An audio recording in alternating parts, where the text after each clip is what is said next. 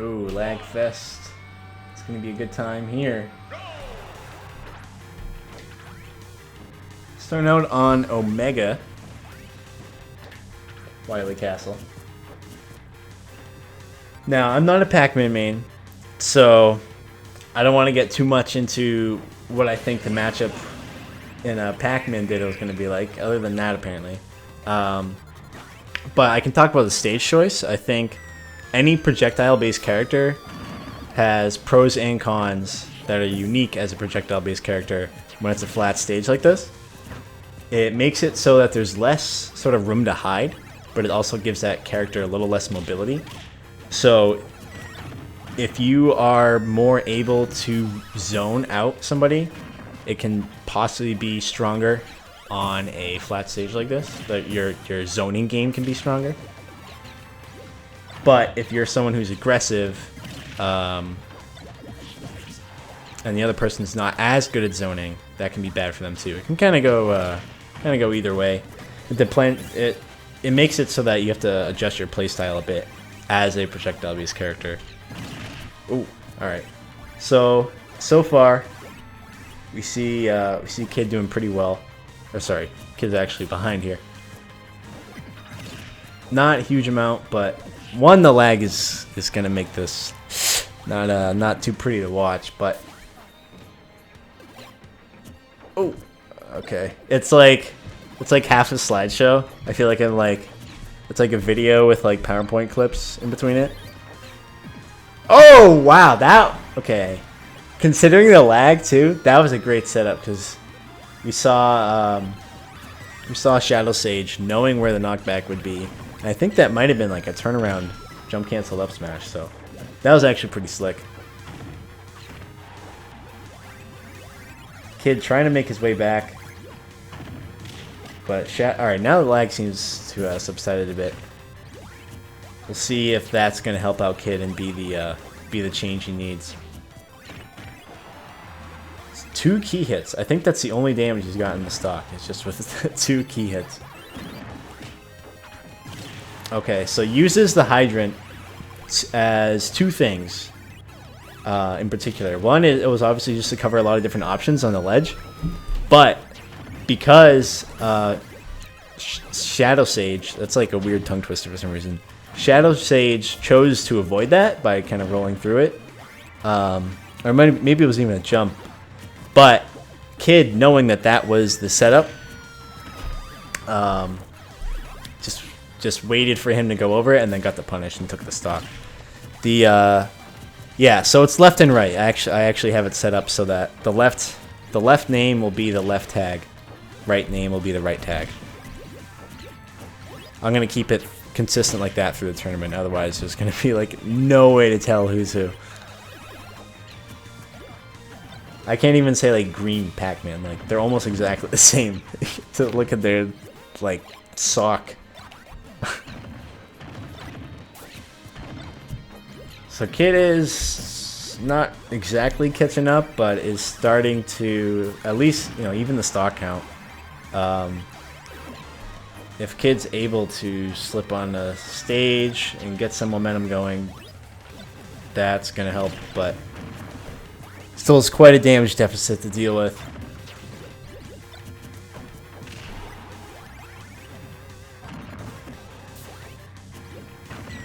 We just kind of see that on this flat stage that Sage is just doing a better job of the zoning. It's not. I don't necessarily see anything jumping out right now. That's an indication of Kid playing poorly. It's just more that Sage has what feels like the upper hand here. Oh, Rookie, you're right. That's a good point. I can switch that.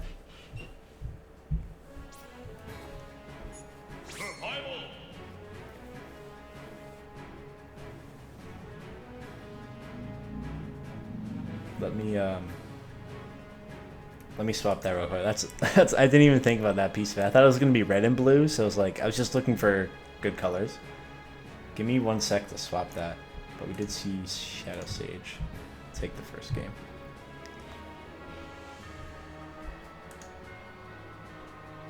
My score is not updating. Hello? Oh, whoops. That's probably why.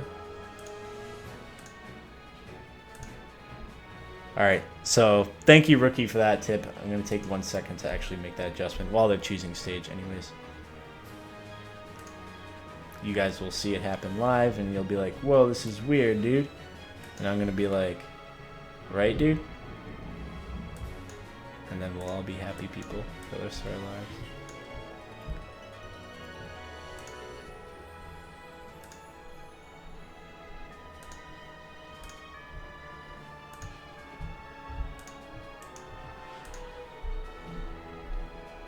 If they can play off stream.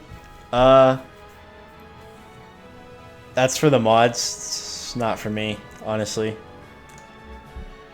I'm here to stream what the mods want me to stream.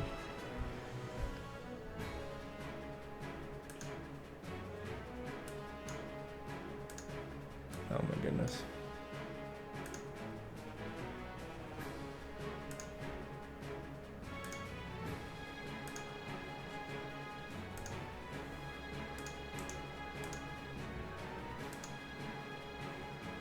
I mean, so far it's kind of looking like they're not doing that.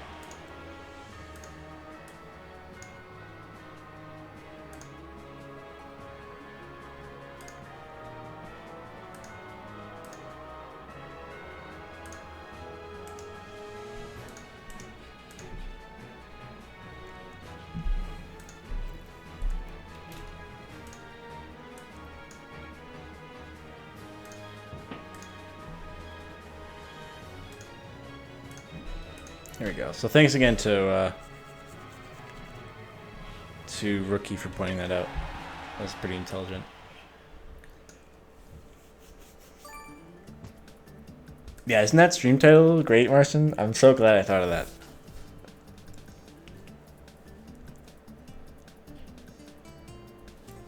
Thank you, Refried. Alright, so they're going again.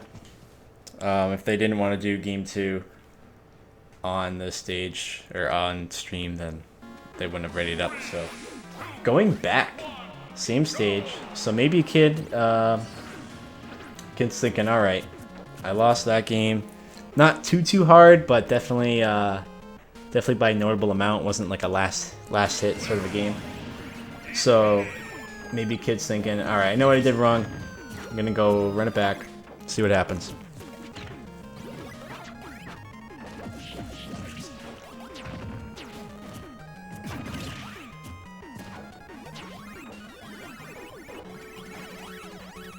I'm just trying to get like a gist of what to talk about here, because I mean, in a Ditto, right?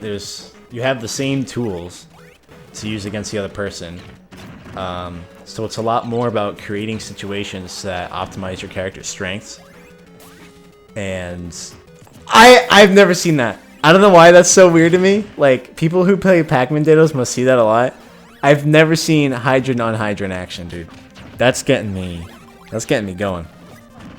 I've never seen Hydrant on Hydrant in my life, or in real life. You usually don't see 2 hydrants stacked. So that was a big moment for me. It really was. It really was. Oh, there's the water coming into play. So actually, pretty even game now, despite my hydrant distractions.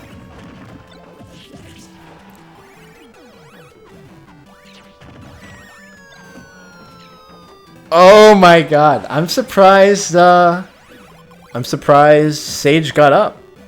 I feel like he had to know that this is so weird.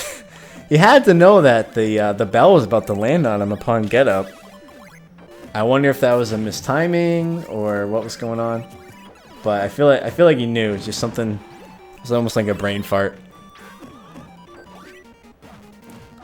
Sage forcing Kid off the ledge, trying to get a trump of some kind. Oh, the bell's out and about. Wow, they're still hanging on to that one bell. Oh, well, actually, it's almost hanging on to it again.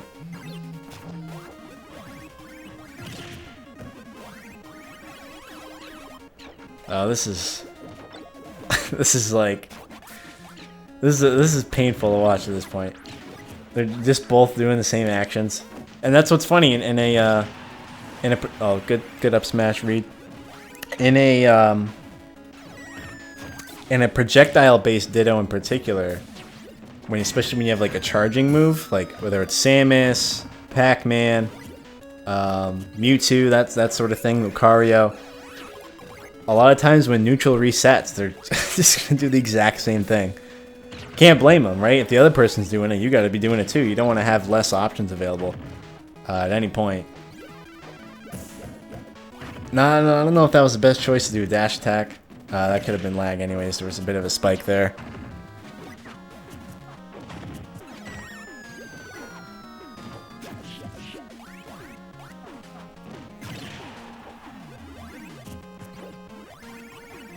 Once again, wow, literally tie game.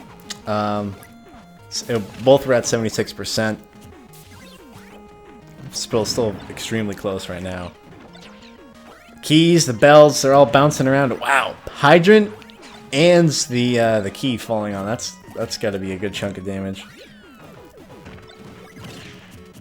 Okay, weird interaction. It's always funny how the hydrant and the key both interact a similar way, where their active hitbox frames are sort of canceled by something hitting them for a short time.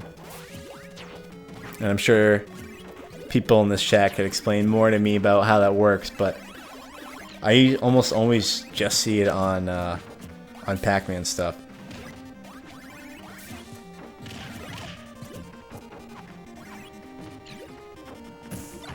Nice power shield, but almost uses that as a bait to get a follow-up. Oh, trying to get a grab, and it was funny, the hydrant actually pushing Sage forward.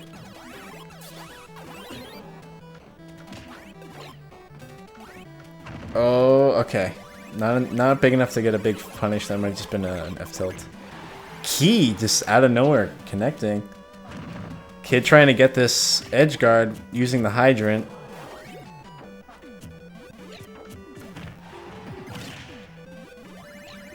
Kid is down but not out here.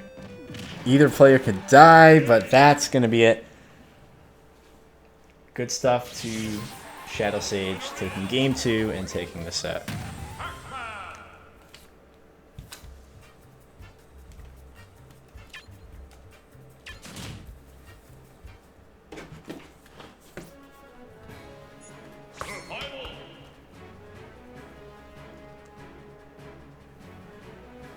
So up next,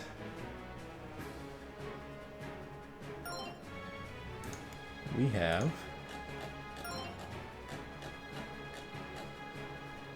hey, both people actually left. That's a rare treat.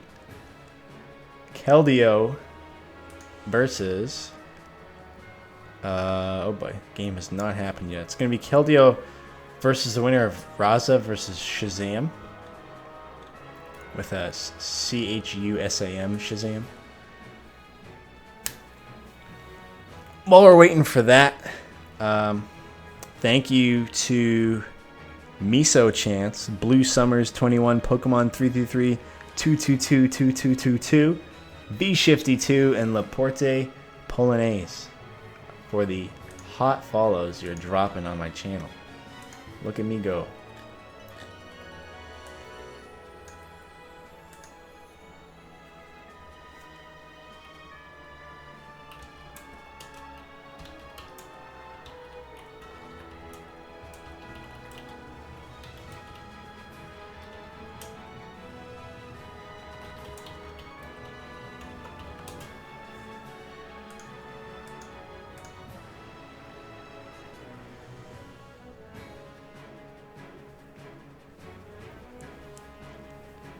In the meantime, question, how did all of you get into playing Pac-Man? Was it something that started out as like, you know, the trailer came out for Pac-Man and you're like, that's it, I'm playing Pac-Man. I love Pac-Man. I just Pac-Man here on out. Or was it more of you kind of played around with characters and then found your way to Pac-Man? Or is it the play style? Rookie Sing, the item game, definitely is pretty powerful if you know what you're doing.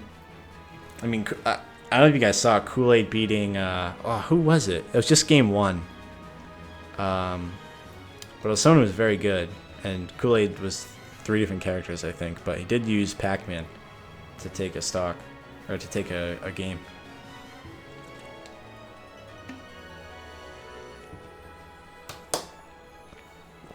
Okay, so Keldeo found his way to Pac-Man and playing around with characters.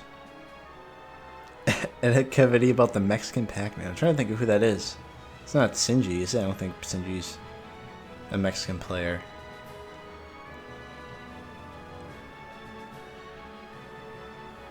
Yep, and there's Age too. Yeah, I mean, just being inspired by seeing other people and going, wow, I want to do that.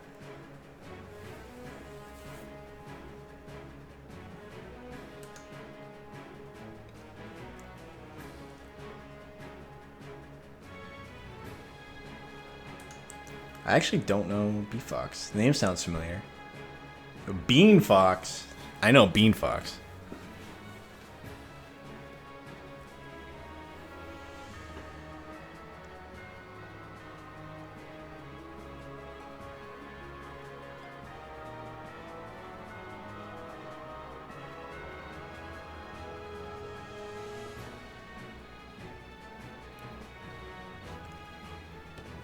Oh, he's MIA.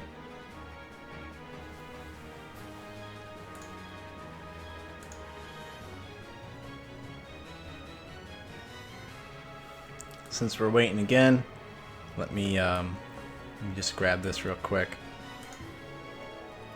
If you would like to get some more humans in here to see what good Pac-Man play looks like, feel free to retweet that. Space Nemesis, you'd love that. That is the greatest title I've ever had. One of the best. I have some pretty good stream titles sometimes.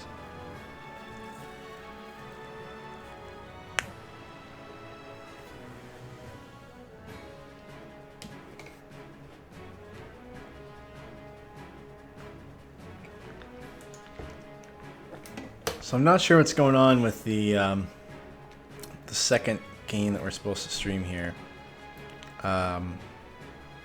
However, if Amalga and Happiness TM have not started their game, yep, bingo. As I'm saying that, it's me, KLC messages me saying, hey, we're gonna go with that. So there we go.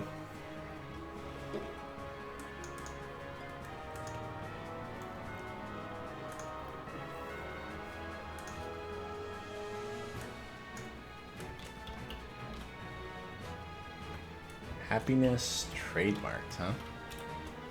I don't know if that's fair. I feel like happiness should be something that's not trademarked. Get cucked, Amalga. I don't know who this is. Who's Rip? Abba Tyler. I can't adequately determine which side to put them on because I have no idea who it is.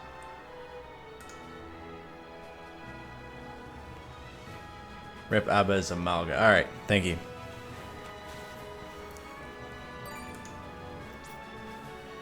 And there's happiness. Alright.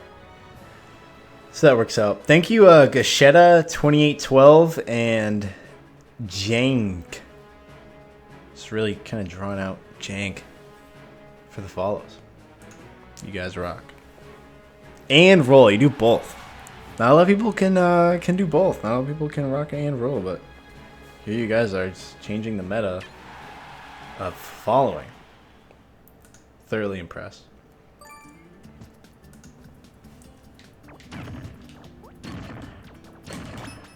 Alright, so game uno. That's Spanish for 1.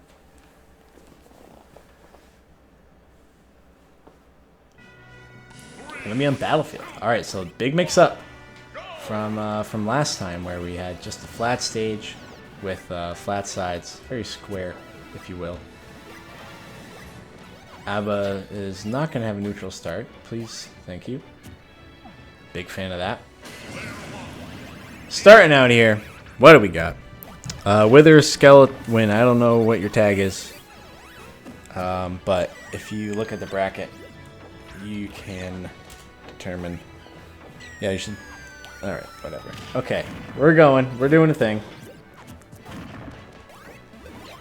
So, if the tags ever disappear, just remember that Happiness is the one with the plaid shoes. And that Amalga has the sort of the white borders.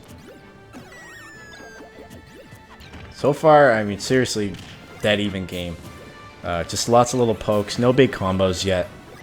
That might happen later on the line, down the line, when either player sort of gets a little bit more of an ability to get a read on something. But so far, pretty even. But we are starting to see, ooh, wow, a lot of damage there. We are starting to see Happy TM. I love that his tag is Happiness TM, but then he just shortens it to Happy TM. Like, it's not usual when you can do little cute stuff like that. Ooh, trying to get the reverse F smash. I don't know if he. Oh my God, that apple wouldn't have hit if he hadn't stood in the hydrant. Pac-Man's big noggin.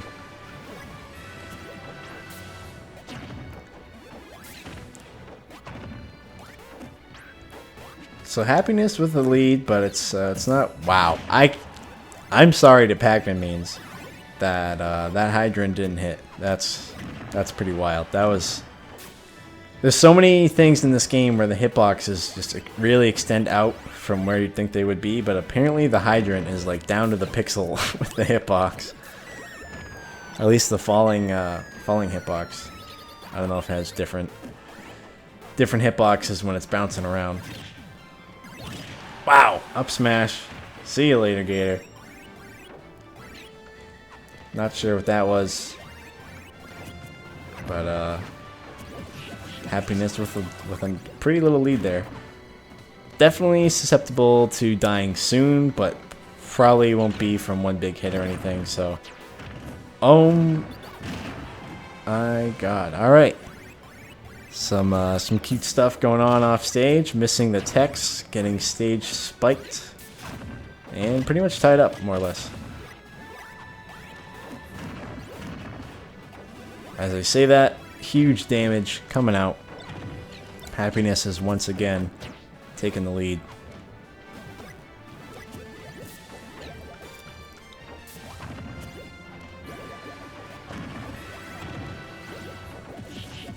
Wow, all three hits of dash attack coming through. Something that happens a lot, but I haven't seen in these Pac-Man dittos so far. Nice use of shield pressure there, and eventually the shield comes down, trying to escape, but the Galaga is poking through. Actually, it does. That was a lot of spaghetti, a lot of good intentions, but didn't get the follow-ups that Amalga was looking for. Tie game now. Oh man, that was spooky. Kind of surprised that S-Smash didn't connect. Missing the grab afterwards. So no real follow-ups here. Happiness avoiding that key. That could have been a bad spot to be in. Oh, what is happening? Why was that the choice made? I don't know. It was like, hey, I got a free punish because Pac-Man's going for a grab, but then like, actually I'm just going to use my up B and charge my neutral B. I mean, it's good to have that, but you don't want to miss opportunities to dish out damage. Oh my. Wasn't expecting that. Amalga taking game one.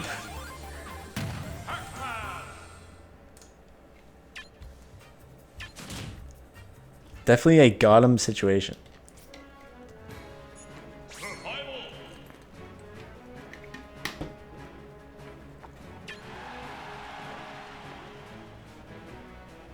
Game 2, Happiness with the counter pick.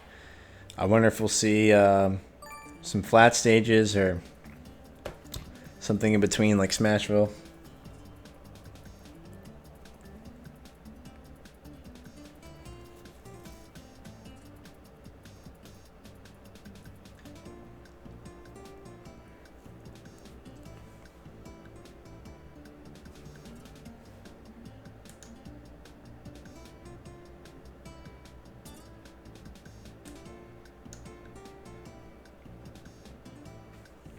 Little Bo Puff just having a good time, you know?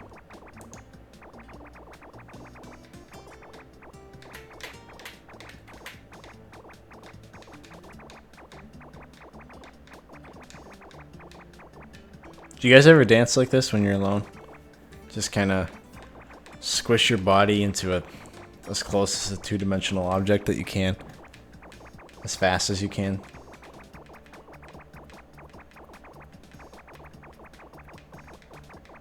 Do you think that's as flat as Jigglypuff can get?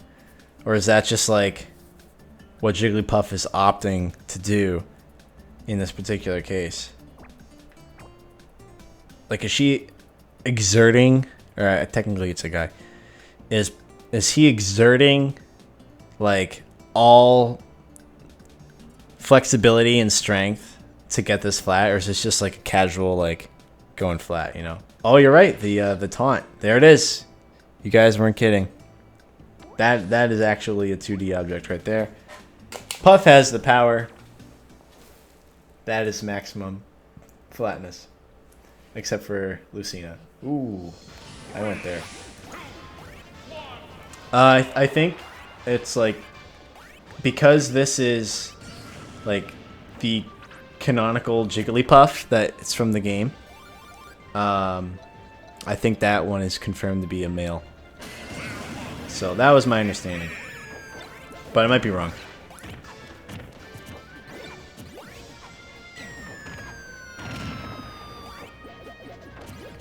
So I actually opted for a flat stage here.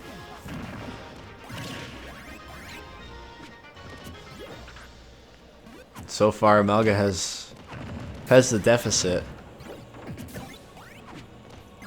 And now, as you can see, there's a bit of a playstyle change compared to last time. We're seeing that there's a bit more in-your-face aggression, and obviously edge guarding's a little different, but we're seeing that they're doing a lot of aerials, they're doing a lot of A moves, and a lot less B moves this time around so far. Obviously, it can change, but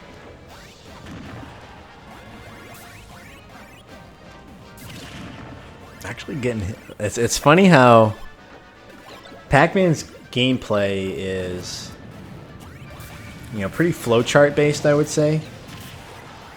But you can still get caught up with a lot of it because it's, wow. I think he just perfect shielded that. There's so many things flying around that it's easy to get hit by something. And little differences in timing can make the difference in making it an obvious hit versus a less obvious hit. Happiness with a nice lead. Really getting in a lot of damage with keys and then F smash.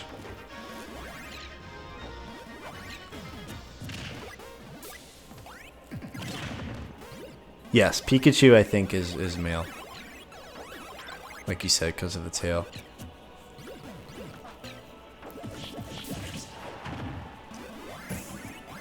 Good damage coming out from Amalga, but still a long ways to go. And Happiness has got a cute little 42% already on.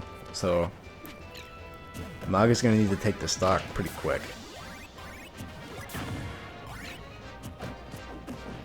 Back throw. Getting the pressure off stage. Oh! That was cute. I've never seen someone do a setup quite like that. But that was really smart from Amalga to set up the counter trampoline. You can tell these two have done Pac-Man dittos before. Oh, the back air gimp. Happiness with a 2-stock that game. And actually didn't take damage for quite a while. Happiness had 95% for a really good portion of time. Might have even been that entire stock. So that was a huge turnaround.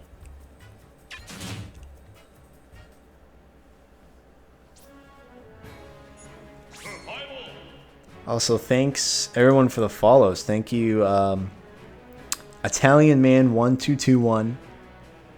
Riam Borges, I don't know if I'm saying that one right. XX Kaz XX, something like that. Adrian Edouard J. And Camazord.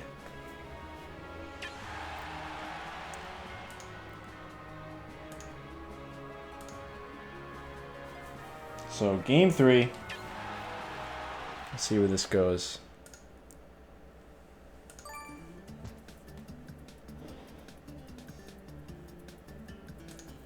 Also, thank you, Bausch28 and JD Smash, who just followed like a second ago.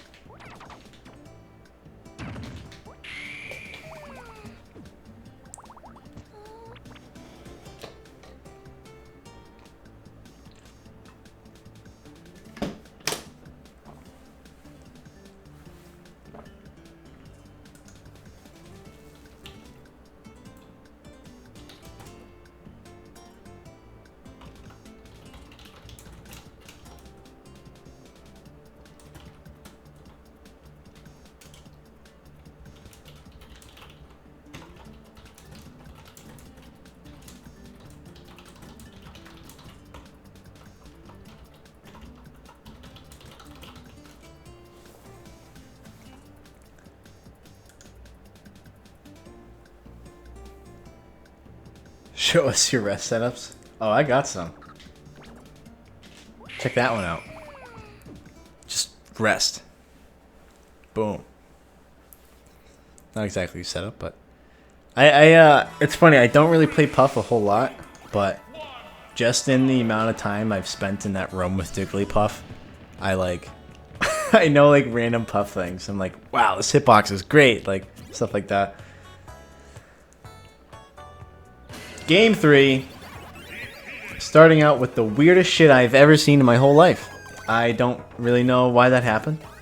I'm really actually confused by the momentum brought from that side B from Happy, and also why that was the movie decided to use. I really I have no clue what just happened. Commonly known glitch. Alright, well, I'm not up to date on my common Pac-Man glitches, apparently. That was also weird. That was all. Alright. A lot of strange things.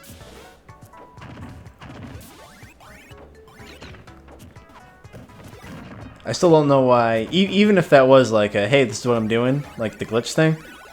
Why did Happiness like want to start out the game in free fall? I don't know.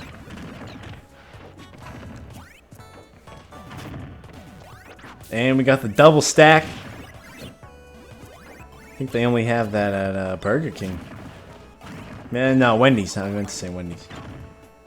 And I definitely have it at more places. I just wanted to make a joke because I'm a funny boy. Oh, water jank. Everyone getting back on safe and sound though.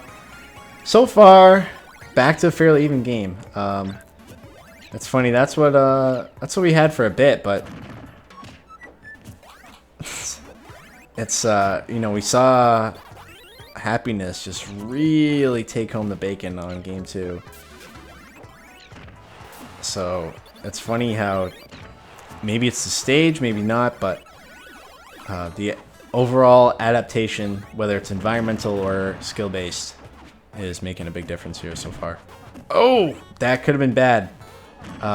Use the down air, sort of not necessarily as an accident, but as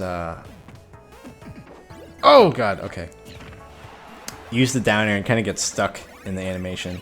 Happens now and then with any character. Oh, it doesn't free fall? Well, either way, it put him behind him in a questionable position. There was no, I didn't really see an advantage to doing it.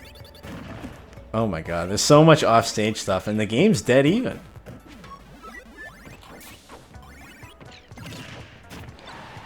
The melon coming through.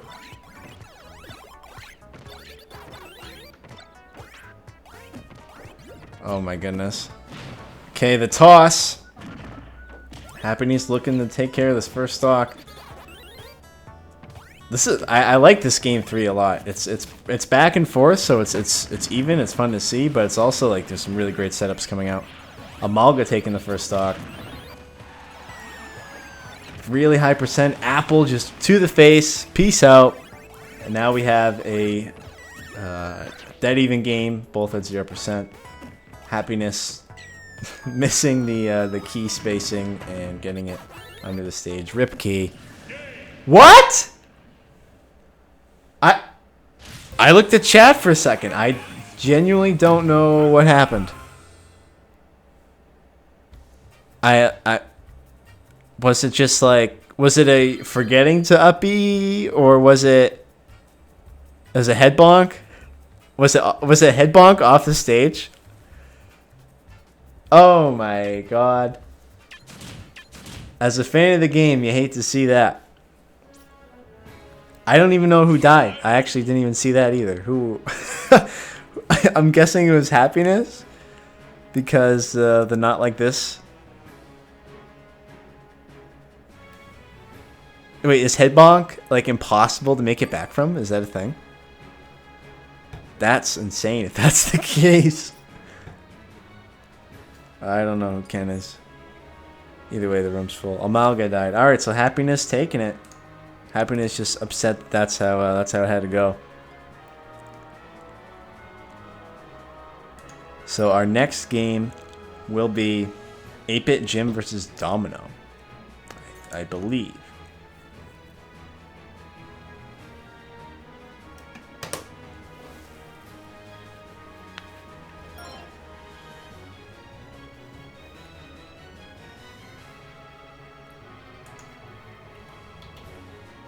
Oh, okay. Ken and Fabs on stream. Abba, you got a piece. I wish you could kick people. Okay, good. You just left. So it's gonna be... Yeah, it actually is Fabs. Alright.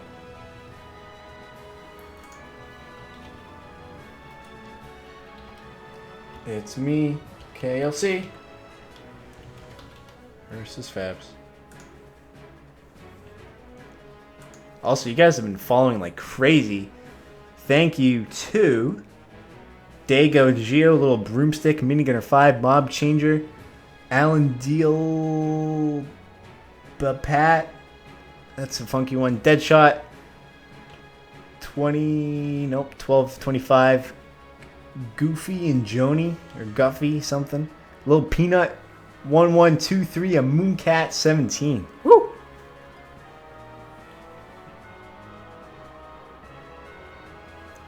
Woo. Also, I believe, I didn't realize, it's me, KLC is the Pac-Man leader, so worship your leader.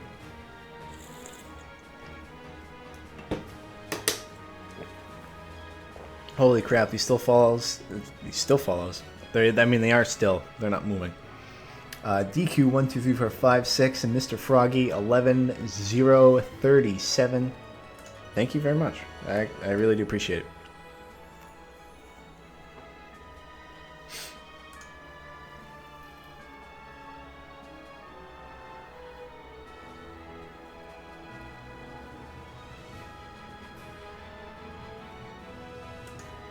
Yeah, online tournaments tend to have a handful of DQs.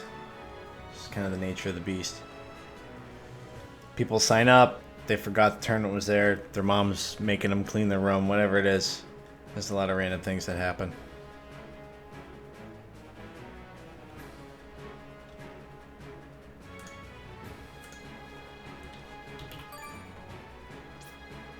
There we go. Wait. Oh, Fabs. Oh, it's me, KLC is Ken. Okay.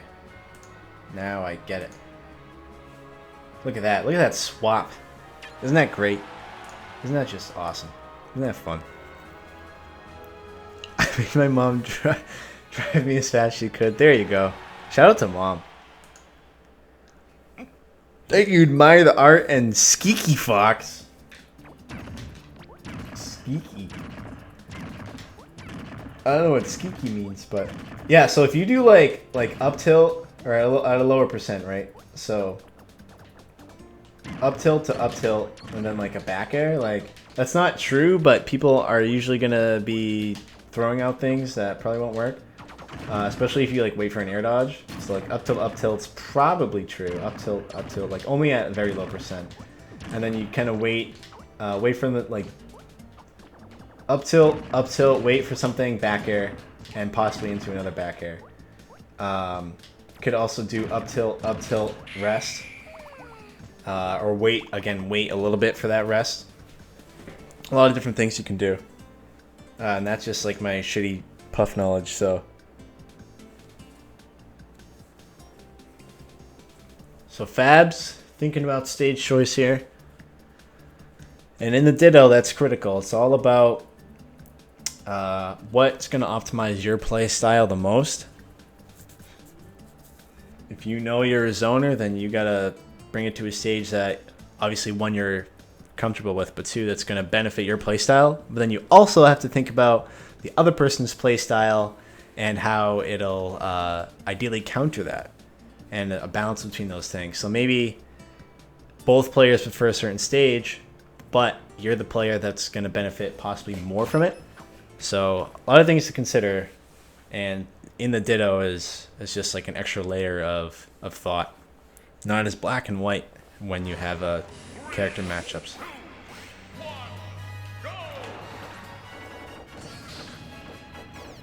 Meme. Here you go. Waka waka waka. Goodbye, world. Alright, so. Ooh. A lot of funky flopping around. I'm trying to. Okay. So, Black-Man, that's great. Black-Man is Fabs. Alright. And he has the black shoe things. And Ken / it's me KLC has the plaid toes.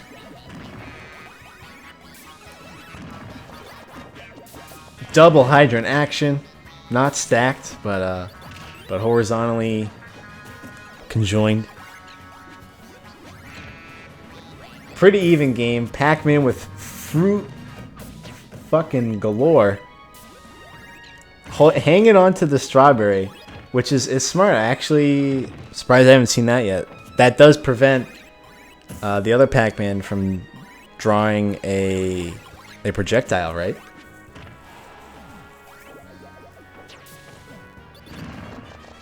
Once again, the horizontally conjoined hydrant twins. It's funny because when you connect a hit with the hydrant when they're like that, you're probably hitting both, so it does sort of make an extra wall. There's the first stock going to It's Me KLC. Seeing some somewhat dominant play from him. It's not too one-sided, but Fabs is definitely struggling a bit. 82% is not that bad. Oh my, just fully charged down smash. Actually only did, I think, 72 damage, so it's really not too great, but... And not 72, 17 damage. So it wasn't amazing, but... Some good damage nonetheless.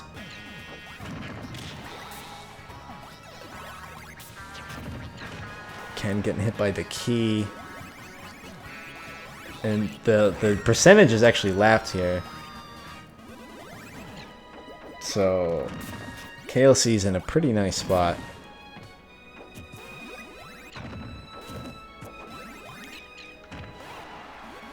Apple almost taking the first stock, and you got to consider the rage too. Oh, okay, rolling out of the bell. Up air, not going to quite take it. Back air takes a stock. Wow, strong lead from KLC. I think we saw Fabs with a little bit of, I won't call it a lead per se, but it was even at the start, more or less. It wasn't perfect, but it was a bit more tied up. And then KLC either got the groove going, figured something out, and really just brought home the fruit on that one. Get it? I made a joke. Also, thank you to all of the more followers I just got. Sonic Droid 44, By Carl's 88, Militime 0, Philippe Dickman, great name, Rai Monito Arudo, that's a funky one, Cool Key 123, Fernanda Jokester Sita, okay, Parky Darkies, Lady Cat. Thank you all for the follows. Especially Lady Cat. Meow, you know what I'm saying?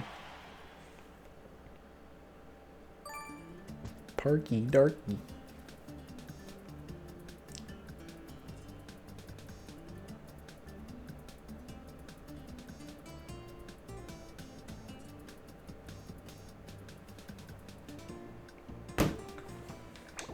Fabs definitely has some thinking to do. Smashville might not be in the stage, so possibly taking it to one or the other extreme. Looking for a flat stage, that might benefit Fabs more, or looking for a tri-plat stage could benefit more too. Because KLC had really great setups and really great just neutral game in general.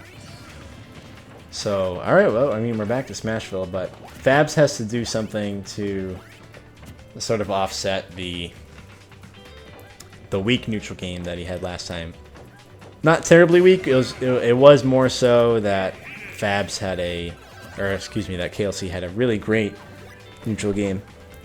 So has to possibly be more aggro, or inversely be much more campy and try to not go in as much as possible.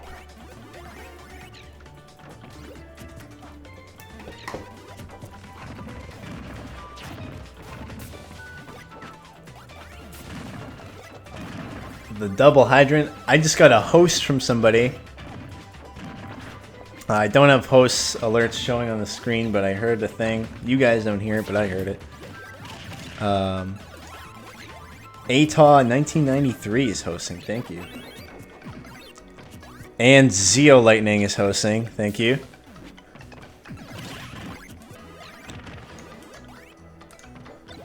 I don't know if...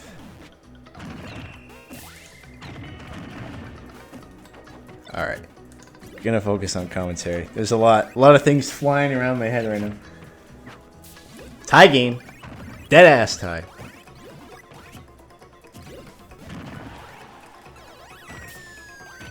So Fabs possibly is... Oh, the taunts are coming out. Ooh, mama. Alright. Wing it. Ooh, that was even the... I see what they did there. Thank you for the tweet and the follow, Lightning. That's awesome. That up tilt, clearing house, running under the hydrant, not getting hit by that. Yeah, I don't know about that up B there, and maybe it's just sort of missed the follow up. But good hydrant placement, keeping the offstage play a little longer, benefiting Ken.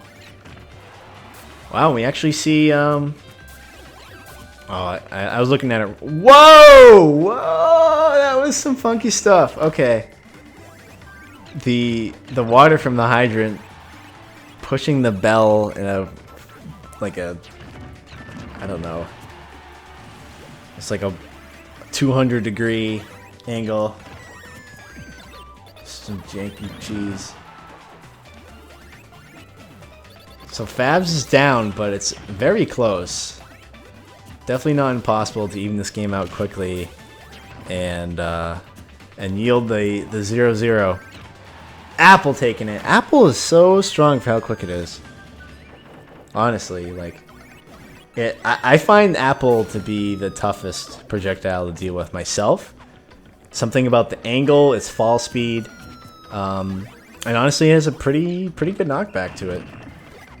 Granted that KLC was at a very high percent, but it can definitely take stock, especially if you're off stage at like 80, 90. That could be it for you.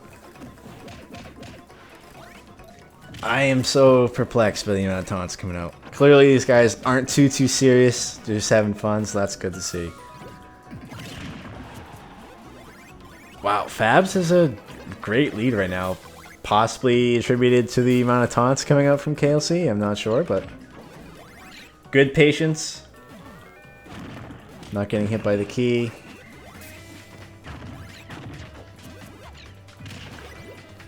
I wonder if we'll see KLC turn this around going, yeah, alright, I'm done messing around now. You got the lead. I get it.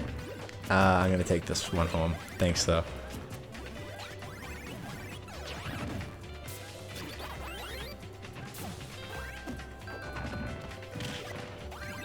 Starting to slowly bring it back, but the damage is just kind of linear at this point. Both players are dishing out roughly an equal amount of damage, so that's not good for KLC, especially almost dying. So if they keep adding 10% to each other, that's gonna lead to a stock loss from KLC, but it just happened anyways. Fab's taking game 2.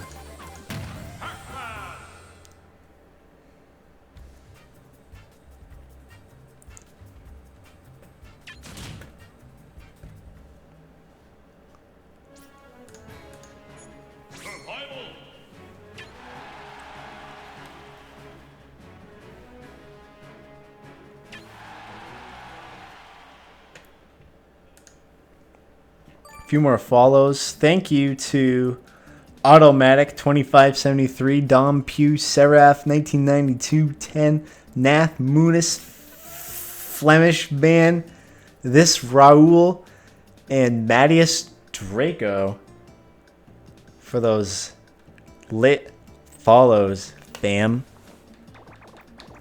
Let's think of other rest setups, right? So is down air is way too much end lag, I think, to possibly get something. Pound into rest, that could be a thing. It would have to be at a like maybe a mid percent when they're gonna get some knockback. You know, they're put in that position. I missed the rest, but you get the idea. That could be a thing. All right, so let me just rack up a little more damage, and then pound rest. Missed it again, but if I was good at Puff, probably wouldn't have missed it.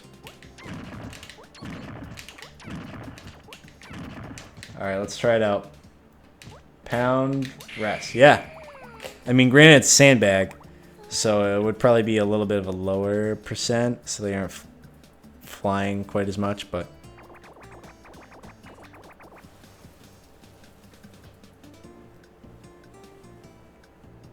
Never compare back to Bayo. Yeah, those sound wildly different.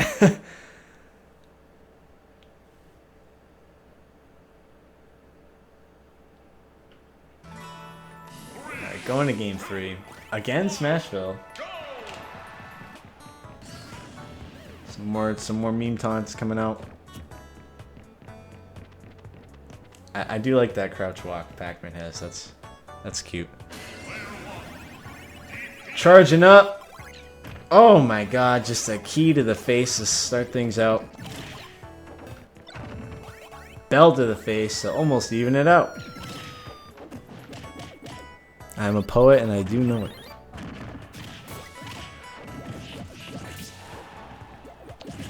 Okay.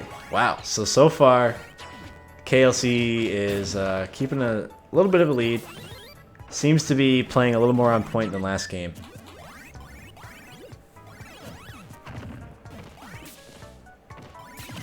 Oh my god. Alright. Has anyone in chat gotten hit by the double hydrant flying in the air before? Like, has that happened to someone? And did they just taken like 1000% damage? Literally 1000.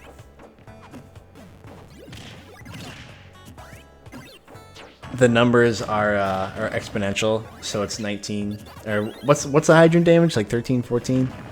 Oh, that's its HP. What does hydrant do on hit when it's flying in the air? Whatever that damage is.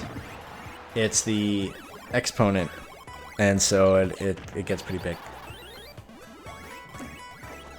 Hydrant on a hit does not do 60 damage, unless you're answering that's what 2 hydrants would do. But I don't even think that would be right. Weird Pac-Man things going on. The Pac-Man special. Hydrant with key is 60. Okay.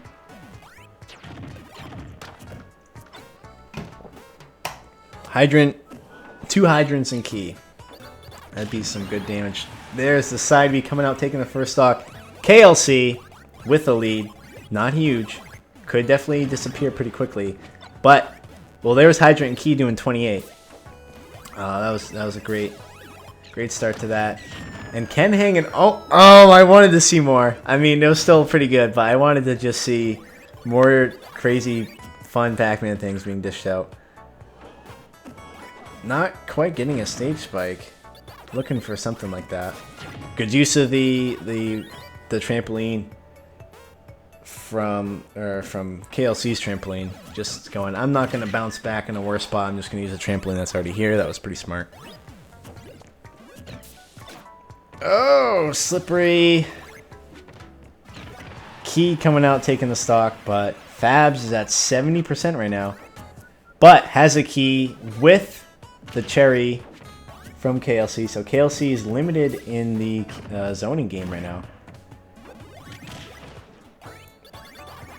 But KLC is not deterred by that. KLC is doing really well with just sort of the A moves. Double Hydrant. Waka me up.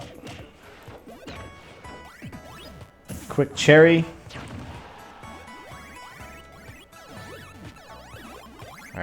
Alright, so that's a good indicator. Once you start going for the key, that's the indicator of, yeah, I'm looking to open the door to hell for you.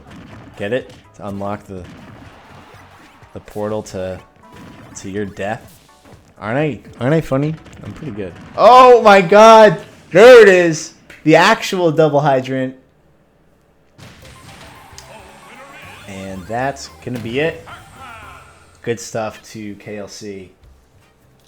Taking game 3. That was a lot. I didn't see what the death percentage was at, but that was a lot.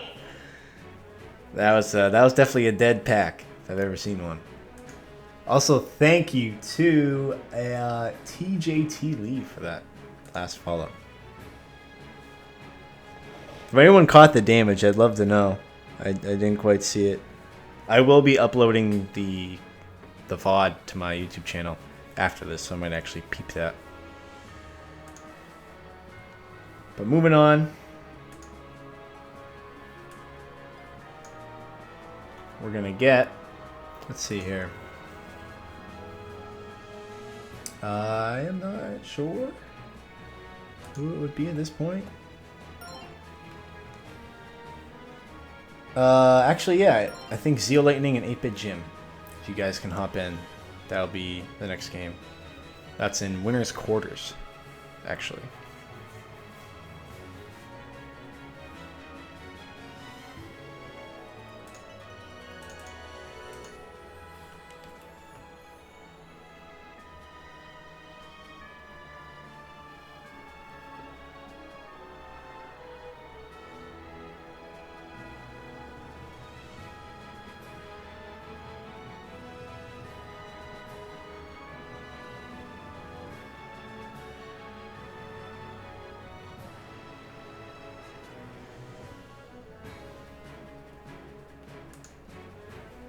You have to add me. Ooh, 8-Bit Jim. The old forgot to add you. Hopefully you added me already. If I go to my friend requests and see that it's not there, I'm going to be a sad boy.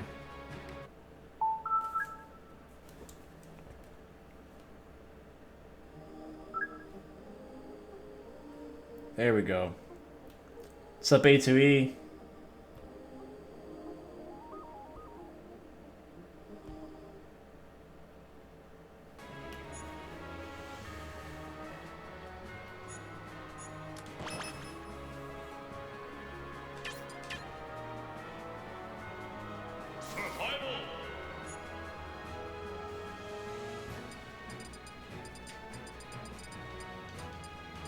think that's a good time. We'll go with Nurse Puff now.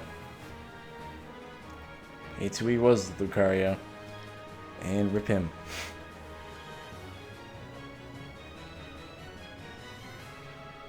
Ah, sorry to hear that, Wither. Happens to the best of us. Alright, sweet. We got the whole crew here. Gonna get moving.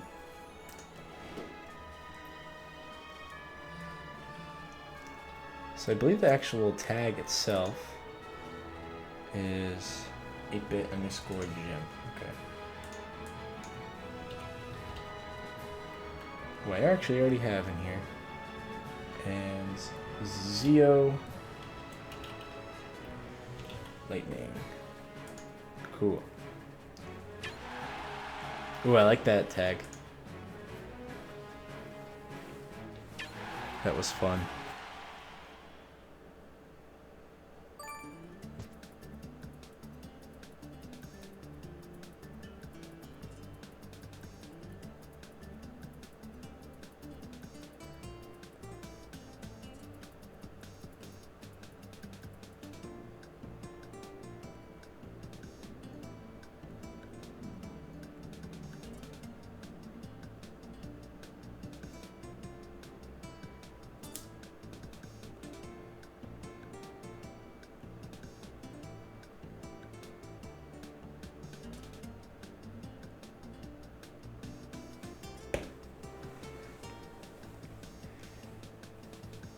These guys are just hanging out, doing their thing.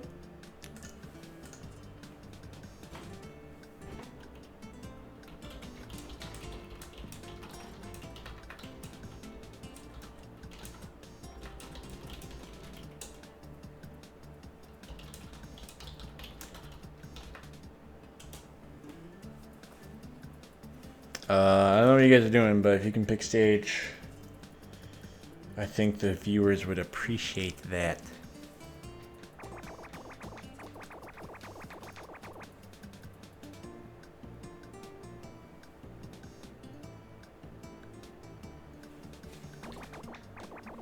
Dun, dun, dun, dun, dun, dun, dun. Dun, dun, dun. Alright. That's what happens when this is Doeboy's brain on board. Alright. Going to the final destination. Looks pretty lagless. I like that. I like it a lot.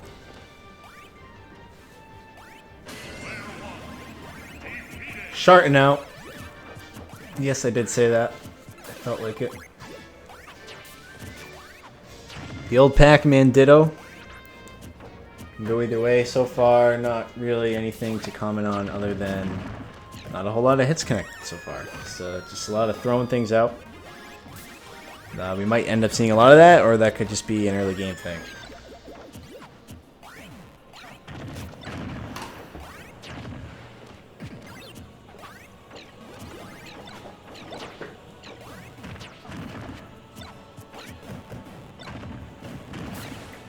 Oh man, a lot of Pac-Man has a lot of things that fall down.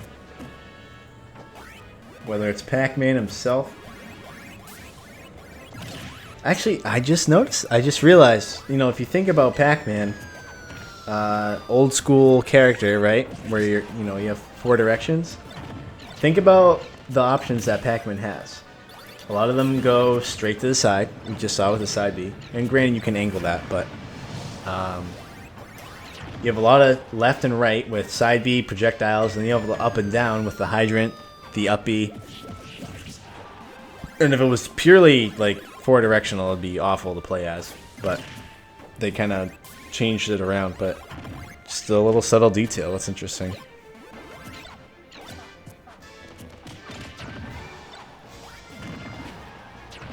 So it's still, I mean, it's still pretty tied.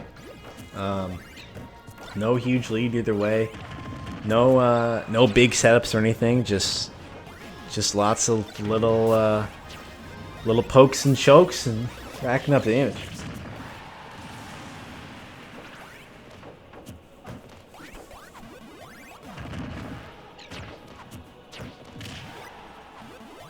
But there's a stop. Sorry, I looked away for a brief moment. Didn't see what happened.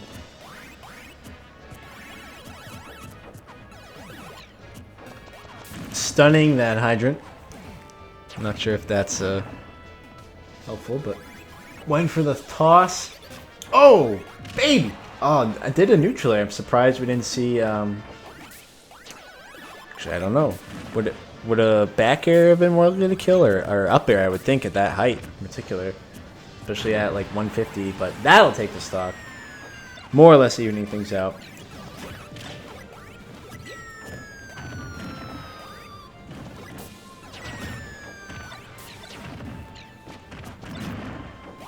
Back air had like the extra long hitbox for the clank that it had. Wow, really damage coming out from 8-Bit Jim. I mean, it has been pretty back and forth, but it's like 8-Bit Jim just got a few more hits in a row. It wasn't necessarily one big great combo, but it was just a nice string. Key connecting, but takes a hydrant hit for it. And the hydrant, as we know, does 15. Someone just said in chat, and the key does 13. So that was actually a bad trade. Okay. Oh, it blew it. 8-Bit Jim had a great setup, but just didn't quite get the best follow up towards the end of it. Thank you to Wither Skeleton for that follow. Got it backwards. Oh, I was. Oh, key is 15. That makes more sense to me, honestly. You spend some time charging it, so that was a good trade then by 2%. Thank you for the correction. So 8-Bit Jim is a hint of a lead. Nothing crazy, but can make the difference. Oh, actually does get the stun. And he's looking to probably use the key one more time. But the apple, the rogue apple, just flopping out. Oh my god. Alright, 8-Bit taking the first game there.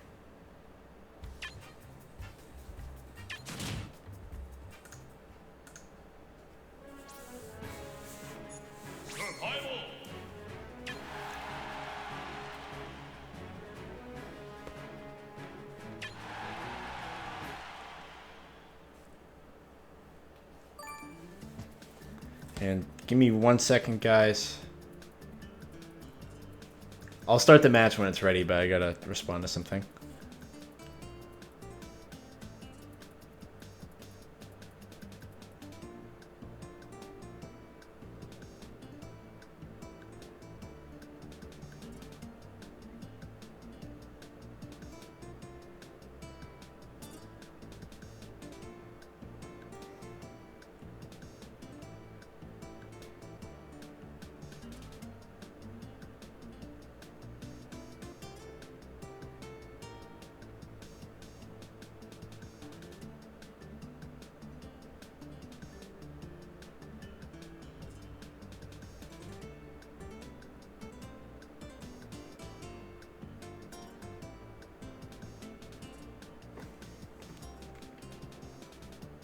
Alright.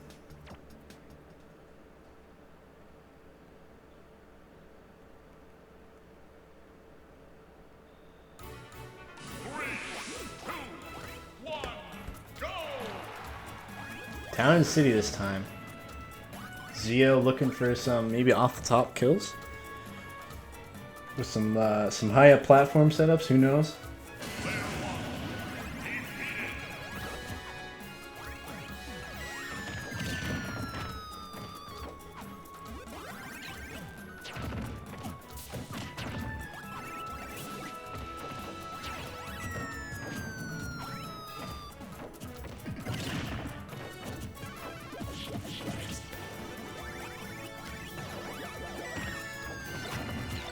Nothing big so far. Ooh, I'm surprised no one caught that Galaga. Is that what I should be calling it? The Galaga ship? Or is there another name I should refer to it as?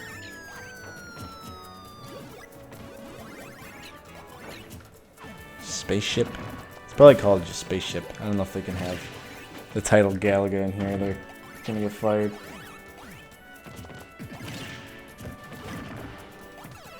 Ooh, there's a new scoreboard assistant. Wonder if that's anything good. Key coming through. Pretty tied up. 8-bit with a hint of a lead. Basically a one hit lead. Now we got a 2-hit lead. You kind of break things down like that sometimes. It's how many more hits do I need to connect to even this game out? Like I'd say plus or minus 5% is an even game. So you can kind of connect the dots like that. If it hits usually like 7 to 9 damage, depending on what it is.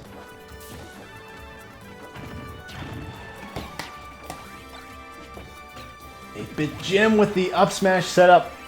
Very clean. Scooped it just right. Got the damage in. Got the kill. So looking at Zio right now, it seems like his biggest issue is not waiting for the best time to do things. The options themselves aren't bad things to do, but he's not really considering what 8-bit Jim's doing.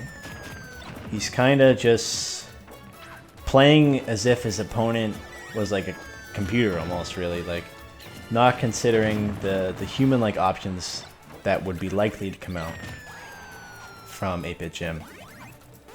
Like not putting himself in 8-bit Jim's shoes, more or less. And every player's different, so it's impossible to exactly do that, but you got to consider everyone's trying not to get hit, and everyone's trying to hit the other person. So, and it's tough to think on the fly, but like, especially in a Ditto, like you put two people next to each other, like, what are you gonna do? What you would do is a good chance what the other person might do. Especially in a Ditto, you know, like dodging, things like that. Those are options that all characters have, but in this type of scenario, it's a little more black and white with the Ditto. Zio is starting to catch up. Put yourselves in Jim's Tims. Exactly. Well said. Get in those Tims.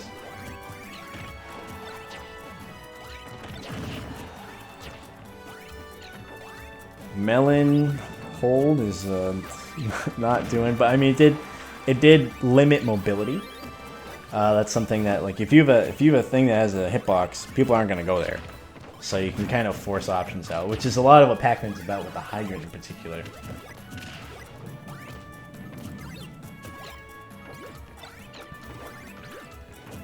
Eight-bit Jim just didn't want that bell, I guess. Key clanking with the orange. As a fan of Keys, I hate to see that. No, I actually mean Samus. Not Pac-Man.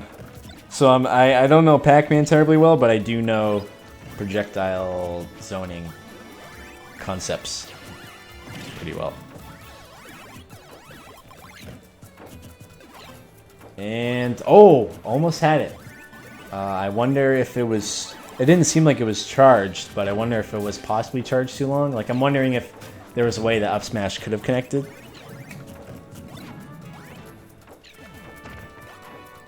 Because that very likely would have been the game. Both players looking for some stocks. And that's it. 8-bit Jim with the 2-0. Very close, that second game. Not as one-sided as game one. So, fairly solid adaptation from Zio, but just not quite enough to clutch it out. Stun length based off knockback. Interesting.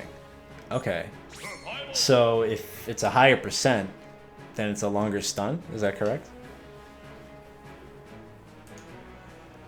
Quick thanks to Manolo56, Gavin Daniels 13, and Mathis 7743 for those follows.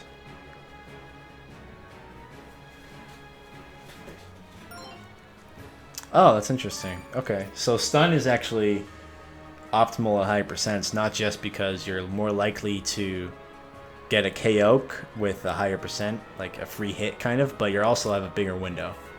It scales with damage. That's interesting.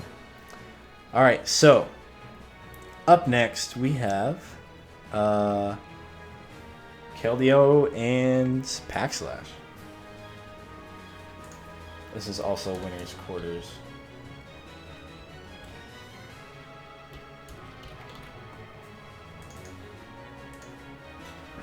And real quick, while they're doing stage choice and all that, I'm gonna run to the bathroom.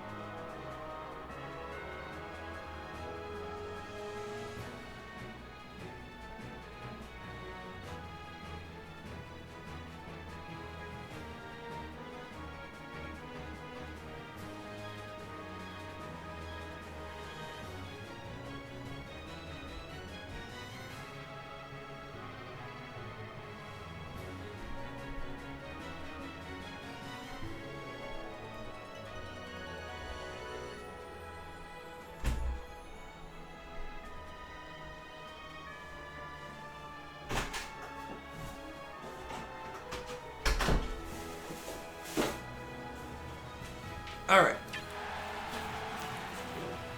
Sorry about that. Man's gotta do what a man's gotta do.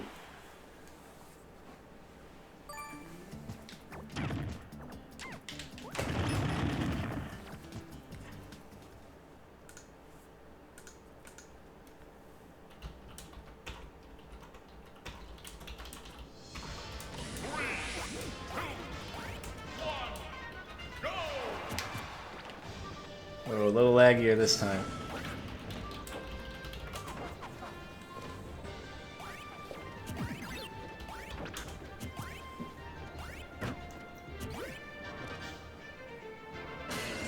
So, in the chat that we have on Discord to prep everything and all that, I did hear a few things about Keldeo being pretty good. So, I have some expectations here. Let's see what happens.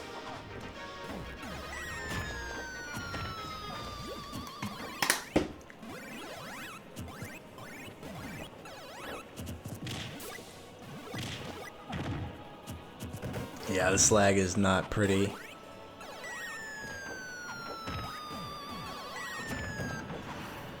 Yikes.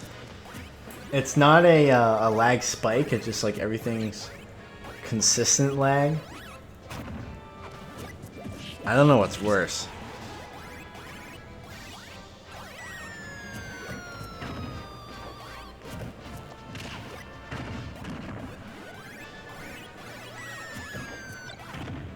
I mean, overall, it's a pretty even game.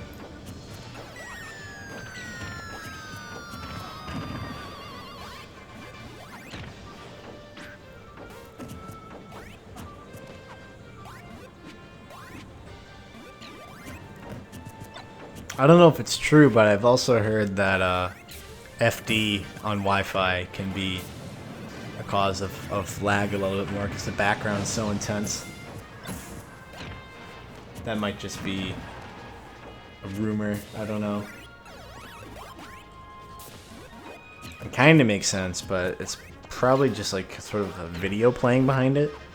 And once that's loaded, it can probably just play. I don't know. It's all dependent on how Nintendo made it. Even game. Oh, I thought we were going to see a back air come out from Keldeo to try to get a stage spike after that. Oh, what are we seeing? Wow. All right. I don't even know if that was necessary, but I really just put the nail in the coffin. Great stuff from Keldeo. And I mean, pac-slash is certainly giving him a run for his money. Wow.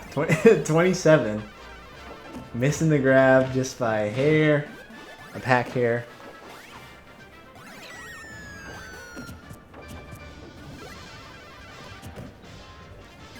Oh, trying to get a roll read. And there's the weird grab. Okay. Oh, it just looks like slow motion. It's so tough to watch. It'd be even tougher to play though, so props to them for hanging in there. Oh! Missing a possible ledge trump situation.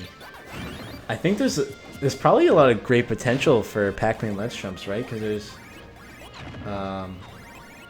actually, no. I was going to say, against the Pac-Man, you can probably get some good ledge trumps because their recovery is so predictable and linear. So that's something to take advantage of. And the Pac-Man Ditto, obviously, is using that. Wow, Keldeo is just hammering it out right now. Despite the lag. Might be a 2-stock. And it's funny because it was fairly even. Oh, the melon, and scoops the key! Oh boy, but... oh, the key's back in the hands of pac-slash, and it connects with the help of the hydrant. Stocks are even, but... Keldeo is in a much better spot. Oh, the side B actually scoops into one of the grab hitboxes.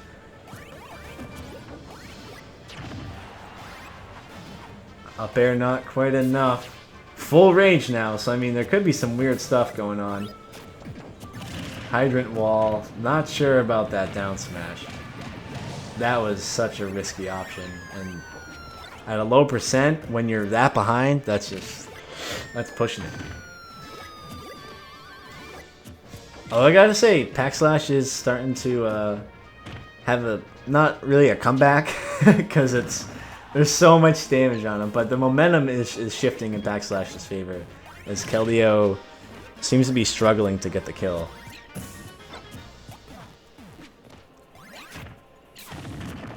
A lot of fruit, a lot of vitamin C on the screen.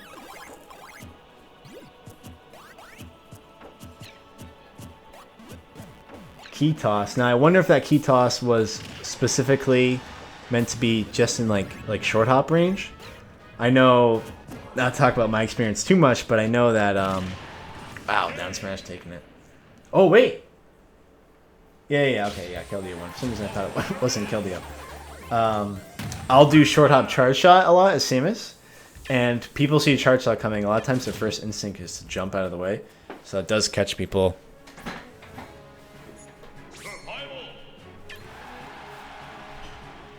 Thank you to Diego Animes. I'm gonna just say it. I'm a gay fuck. Morris Rowe 1991 and Omster 43 for those follows.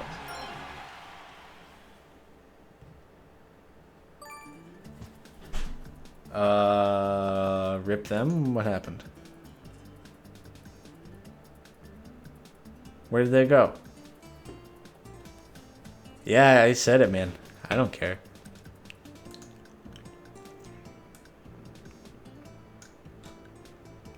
I'm not sure why they dipped. Now I'm sad.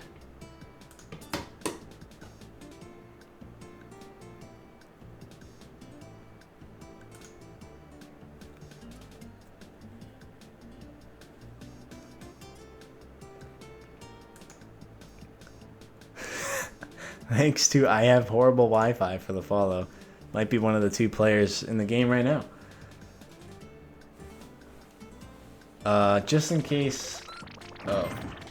I held B to like leave the room, but that's not how that works there. I'll make a new room.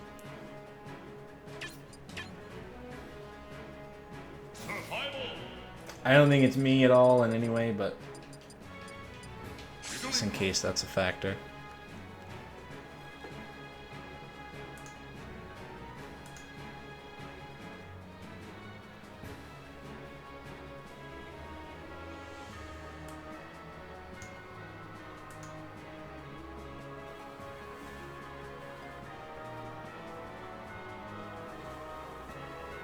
Hopefully these guys are hopping back on.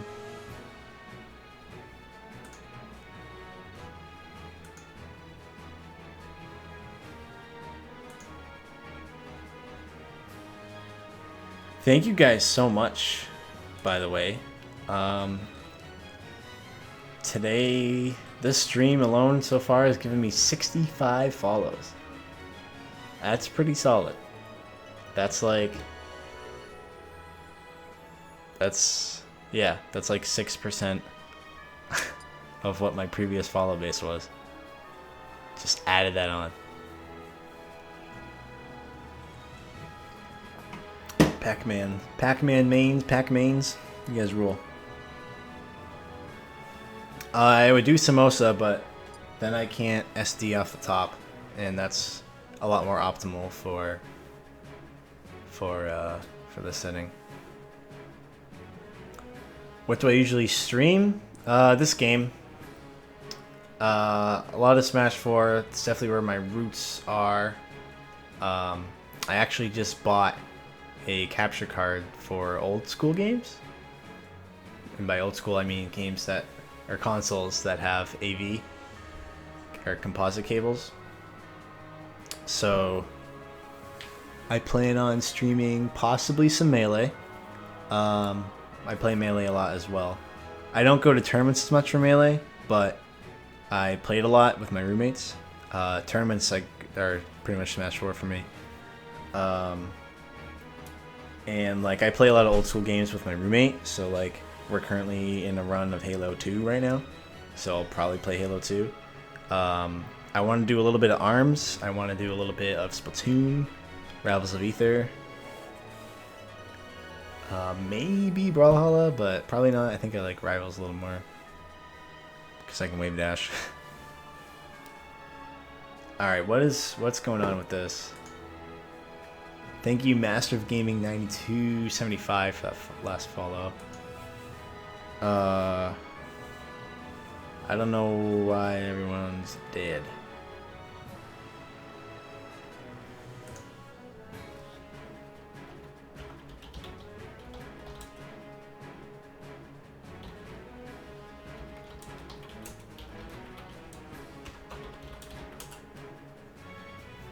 I do a lot of, not too much For Glory, but I do viewer battles, some For Glory. Oh, you meant in general. Probably not doing For Glory right now, no.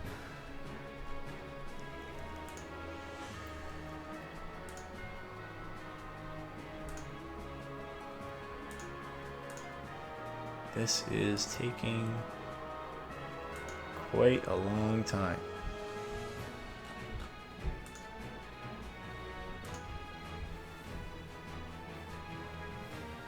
I'll look in the Pac-Man Discord, see if I can find anything, but...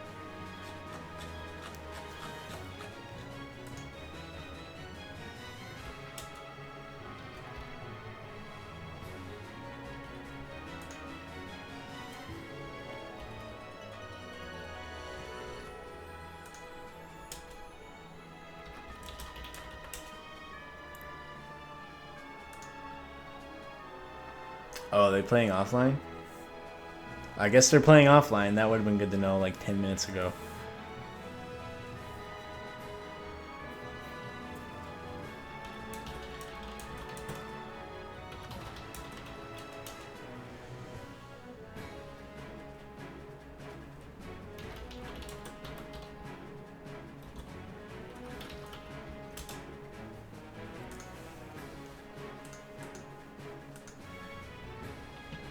How what?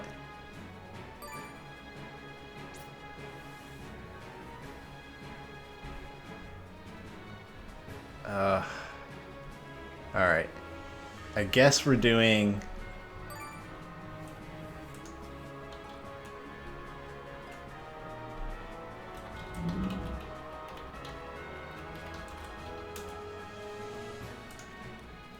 maybe doing this? They're on game 2. Okay.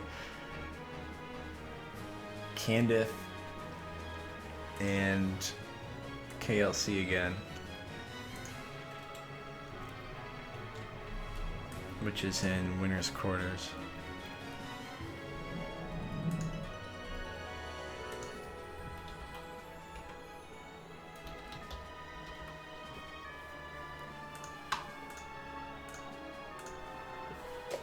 Weird, but whatever.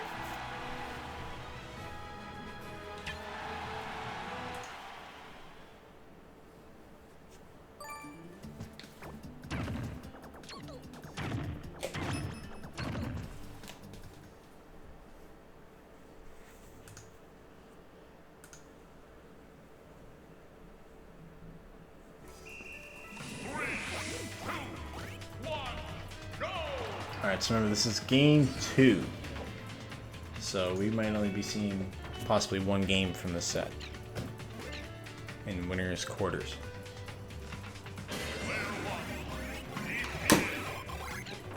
Starting out, both guys getting a key. Only one connecting.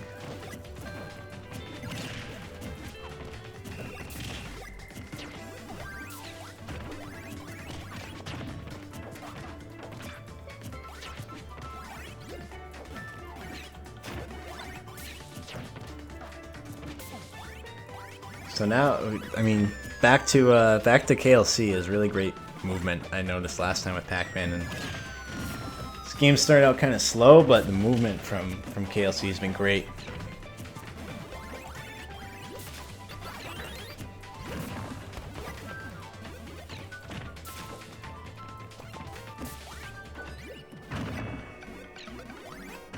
Oh, the cherry! Not getting another one though.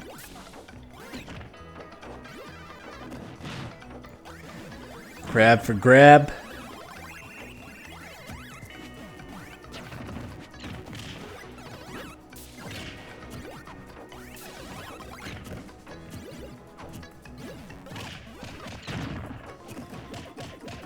Wow, okay. Yeah, it's Pac-Man just has fairly unique options. And unfortunately, a lot of them aren't that great, but they are unique to the character, and that's what makes it interesting to watch.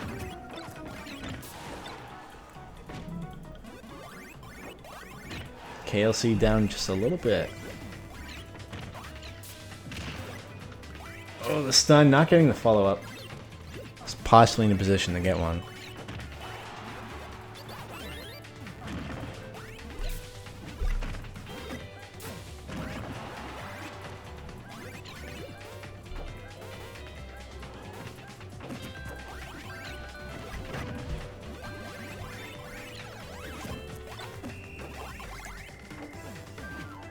Pac struggling a little bit, trying to.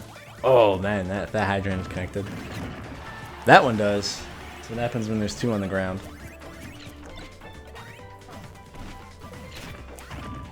KLC having a tough time, really taking a lot of damage.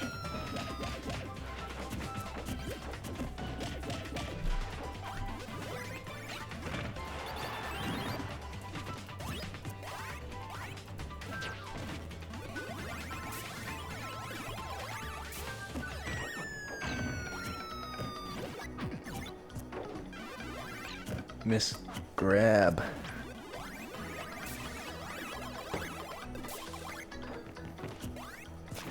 Yeah, it's. I would say that neither player is playing like at their peak right now.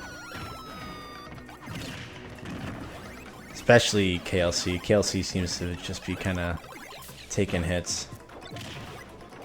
Does snag the bell though. That could be very critical. Wow, dropping the bell in the water. Possibly just getting rid of it, but it might have been intentional to try to get something out. Wow, late hit of that down smash. Surprisingly does something. Good air dodge from Candiff, not getting hit by that. And Candiff has a really strong lead right now. Laps in percent, looking at a potential 2-stock. Oh, not pretty. The SD. Pretty much coming out from KLC. Just too low to the blast zone. And that'll do it. Oh, was it a pellet snipe? Okay. I didn't catch that. Good eye.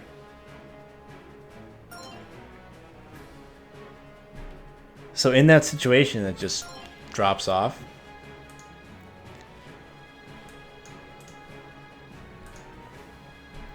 Pac-Man is what I meant by it. Pac-Man just falls.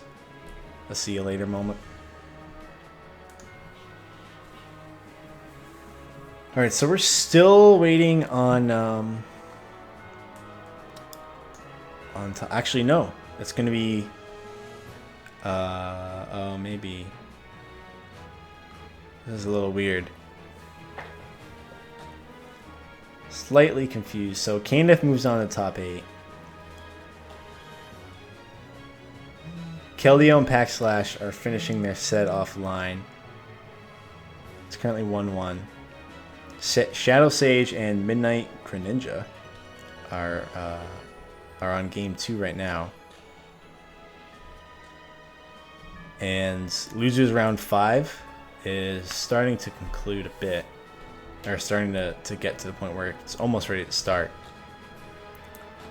But I don't think we quite have a top 8 match ready. We do not.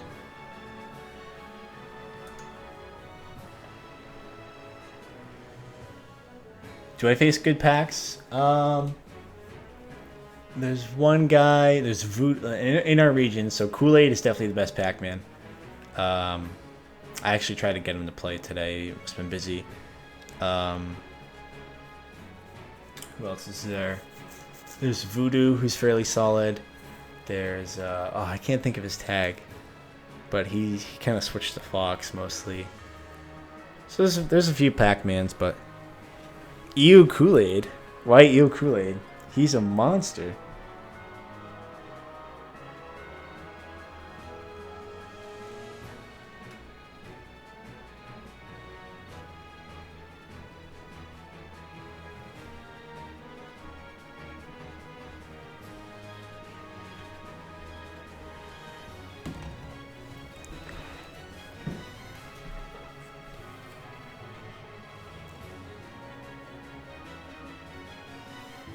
Oh, I don't think Kool-Aid's the best Pac-Man. I say he's the best Pac-Man in our region. He is a top Pac-Man in general, but I don't think he's the best. That's New England.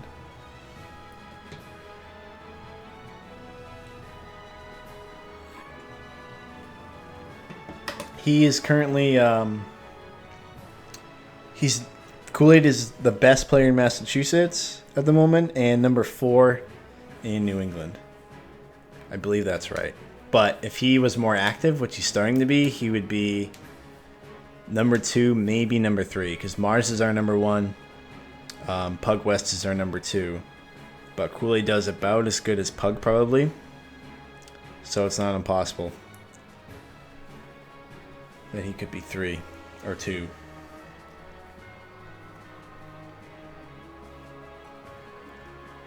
Keldeo sniping his way into top 8.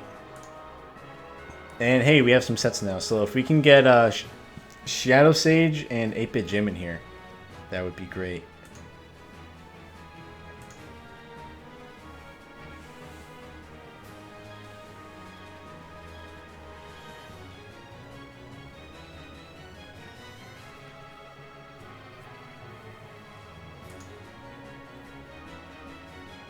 He did main pack for quite a while.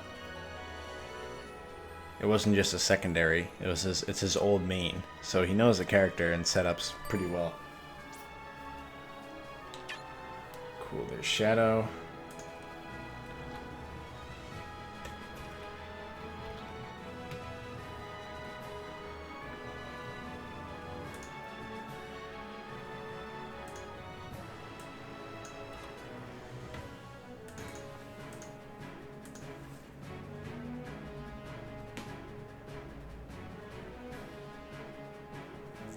Prize is bragging rights and a unique title in the Discord channel.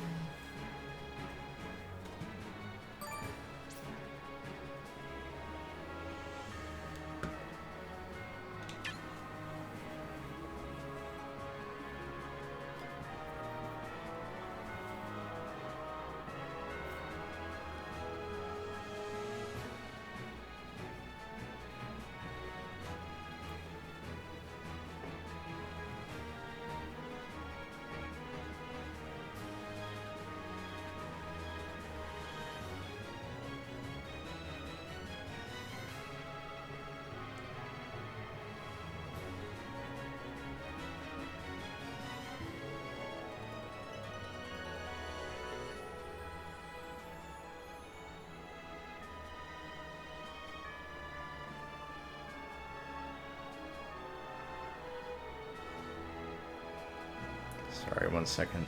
Roommates asking about rent questions.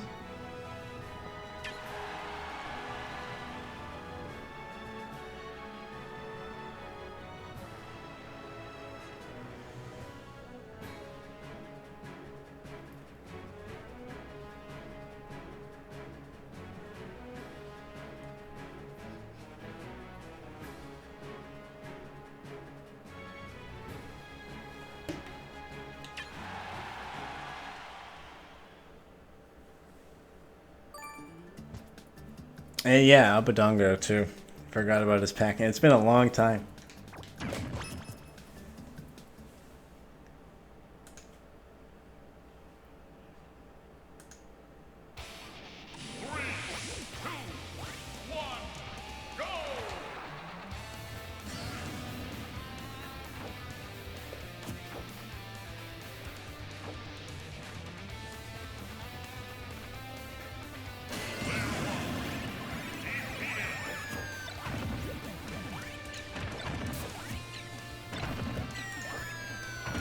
I'm checking the bracket right now.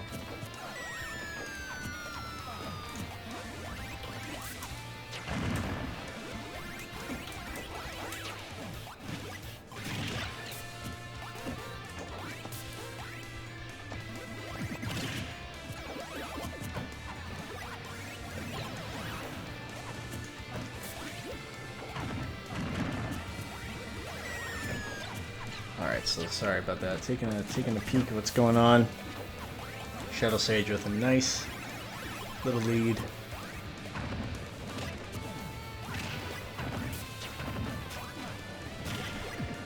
Keep wasting your life, man. A lot of people don't get the value of fighting games and esports in particular, but it's a growing thing. That said, make sure you're not like skipping on other things you should be doing. Like, there's a lot of Smash players who like don't have their license yet. Like, come on, like don't be that guy. Don't be the guy who's like needing a ride to every single tournament or doesn't have a job at all. Like, there's no reason not to do those things.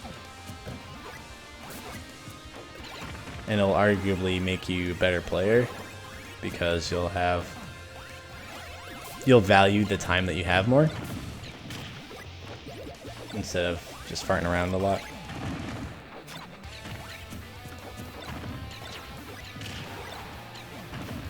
Wow, I'm sorry, I have been missing stuff. 8-Bit Jim is really far behind right now. Zero has no job because he makes enough money that doesn't need it, but he didn't start out that way. It's a gradual process, and eventually you take the leap of faith once you think you're good enough and can practice full time and you're extremely serious about it, where it actually isn't a game, it is a sport and you're a professional athlete. So until you're at that point, don't do stuff like that.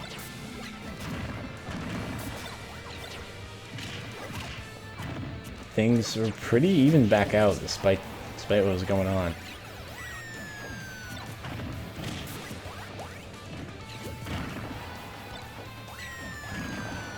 Wow, we're actually even right now. Just a lot of neutral coming out right now. Wow, both people dropping a hydrant, but one was higher than the other. The other exact same spot.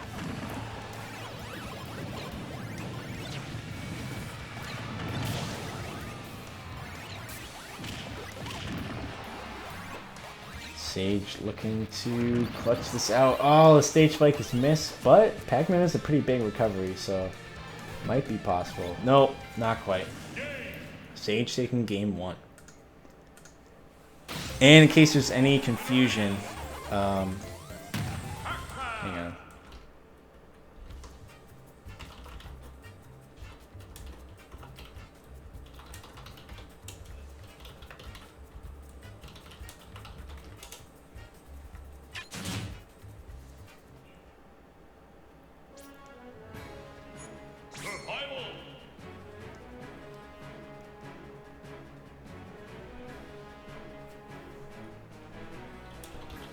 Alright, so from Purple Debo himself, all sets will be best of 3.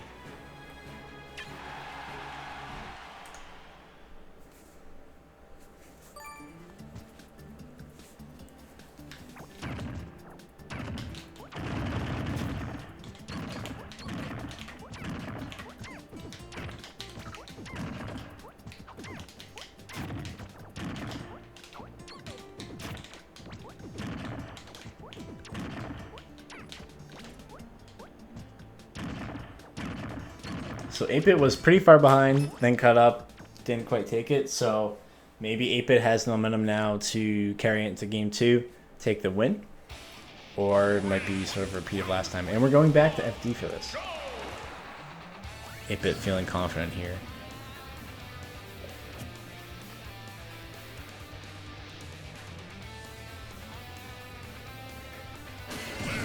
Starting out.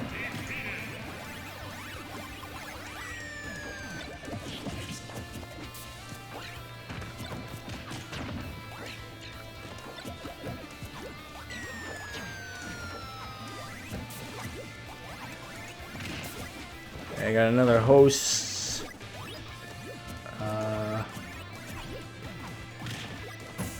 From Chaz. Thank you, Chaz. And also thanks to MKLSP for that follow. Name looks familiar.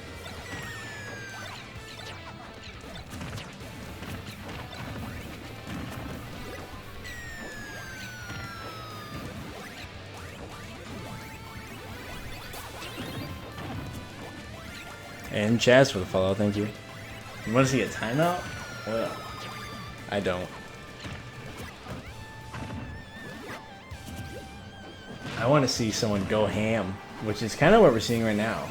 8-Bit has a pretty nice lead and has been doing really well. No huge combos, I don't think, or anything, but it's still going hard and pushing the lead. 8-Bit sort of tying it out. A little bit of lag, the G spike.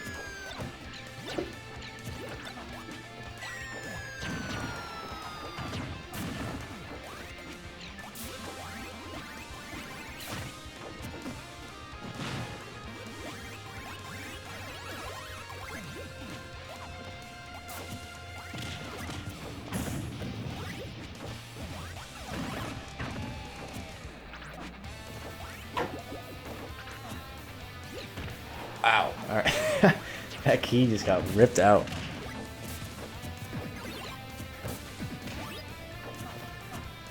Lead to mean nothing in the Ditto? I don't know about that. I don't care what character it is. The lead's a lead. It doesn't mean a lead is not like a lead's not like, alright, this person's gonna win. But you still want to be in the lead.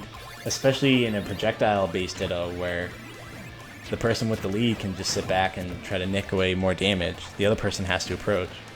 So a lead's actually arguably more critical in a Ditto, or more specifically a projectile-based quote-unquote Ditto. Oh! That'll do it. 8-Bit with the first stock. Conjoined hydrants. That's a lot of water.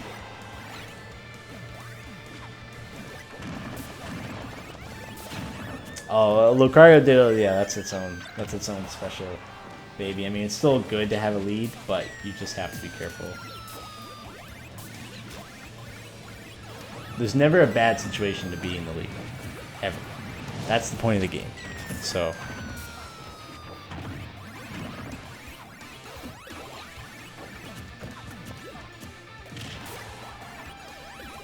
Rage and Aura make that less useful, but it's still a good thing to have.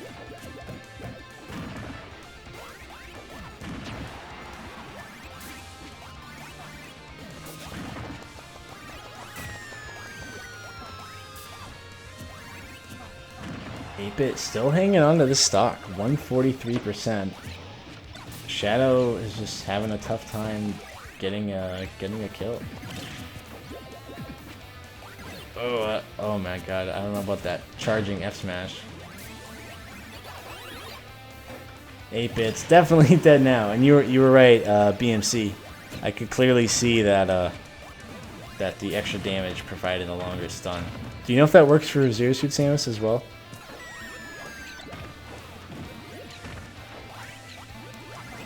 All right, see you, JD Smash. Thanks for hanging out. Quick 23% to 34. 8-bit starting to lose his lead in momentum.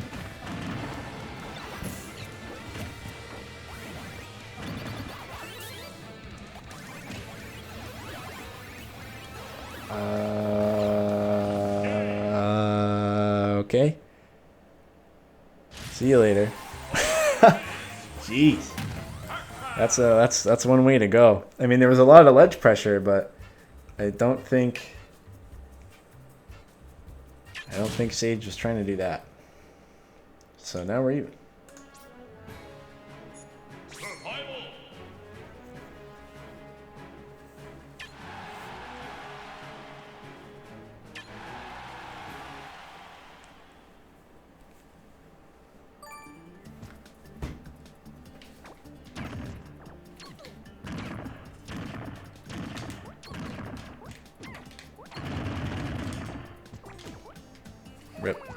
Rip the rest.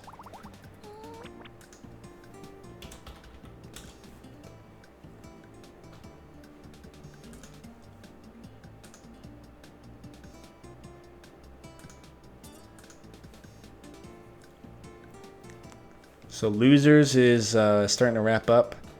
So we're pretty much in our top 8.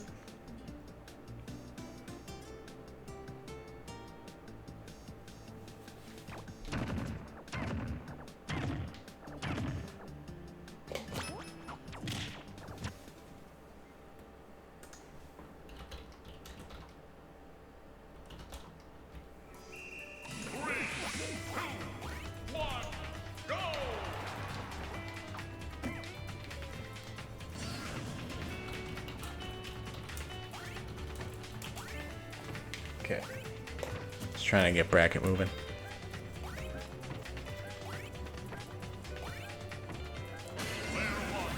Fortunately, I have to dip a little bit earlier than I'd like. I don't know if I can still stream consistently. It's something I got. There's like a lot of stuff going on at the Doe house. Jazz, come over and we can commentate.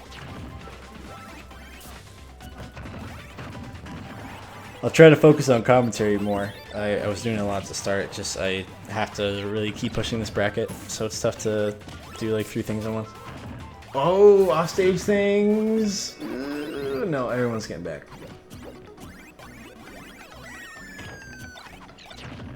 So far we have Shadow with a nice lead, which does matter, BMC. I agree, it's not everything, but it is important.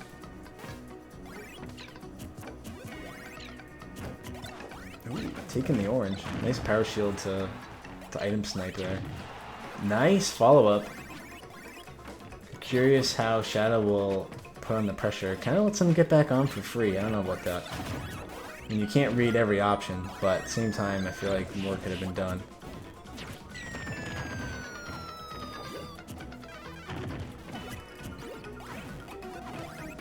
Yeah, Pac, it seems like has like just a few kill setups unless there's some like offstage weird gimpy sort of thing.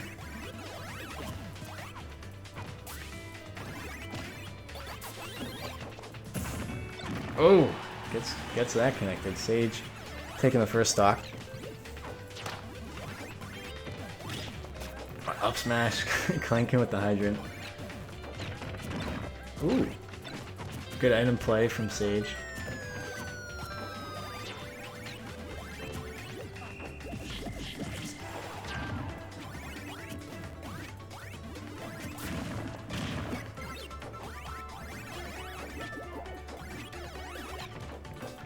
Oh, I can't believe he ran right into the hydrant. Or, excuse me, the bell. Obviously not a hydrant.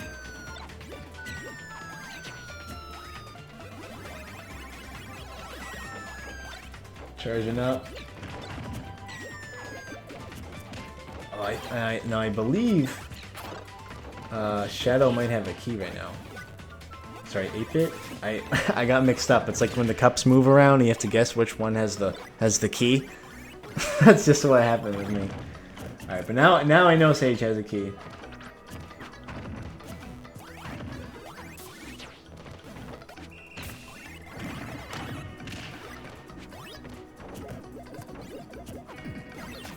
F smash. That's second time to the charm, I guess.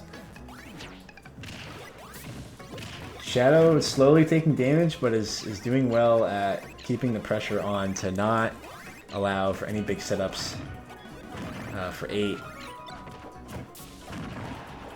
And slowly racking up the damage himself. Hydrant coming out. 8's in a tough spot. If 8 can get a stock soon, which is certainly possible, considering the percentage and the rage. Key clank, just nothing happened. If he gets the key or up smash setup, that sort of thing, if he gets that soon enough, then he's got a shot, but it's not looking pretty. Oh, wow. That was interesting. Sorry guys, one second.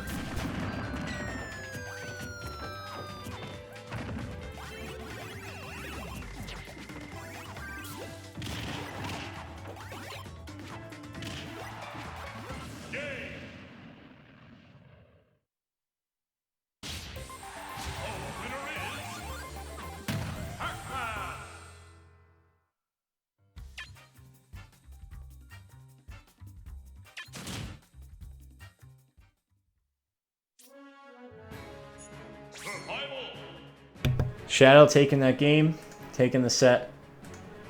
Good stuff to both players. It was still a good set. Entertaining to watch.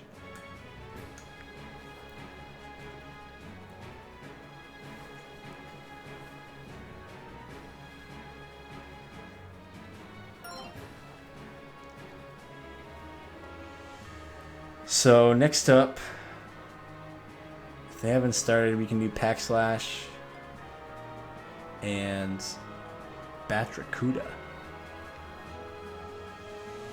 Or depending on if Kelly and Candiff are almost done, we can do winners finals right now.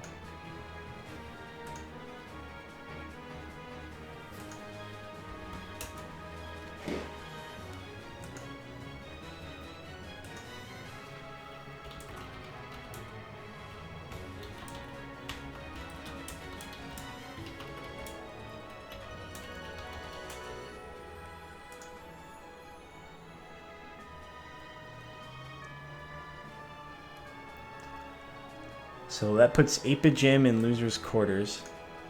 So he's officially made top 8. The worst he'll get is 7th. Oh wait, this is all top 8. What am I thinking? No, it's not. Yes, it is. Okay. So 8-Bit Jim's actually locked in at 5th at least.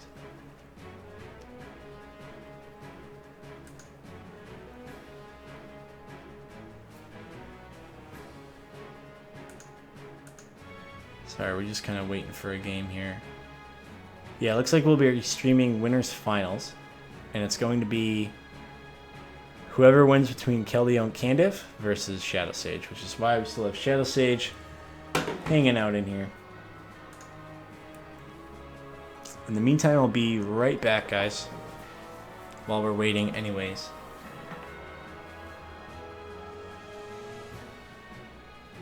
It would be very difficult to get you on commentary. It either needs to be both players are in person or both players are imported in through Skype, sort of a thing. Because we're going to be out of sync in timing. So it's not really plausible. But be right back, guys.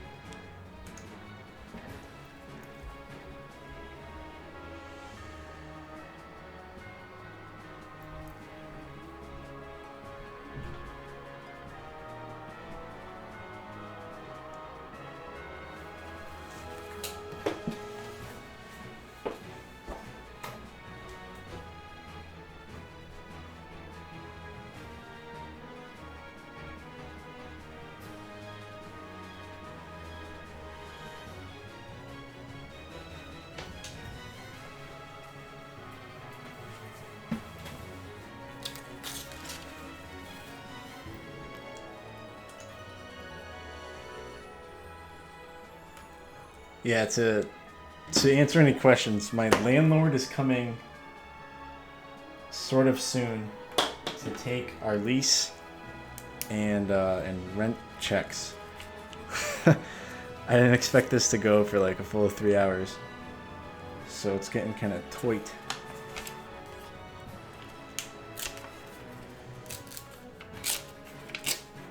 That's me ripping a check. Rip check. Rip my money.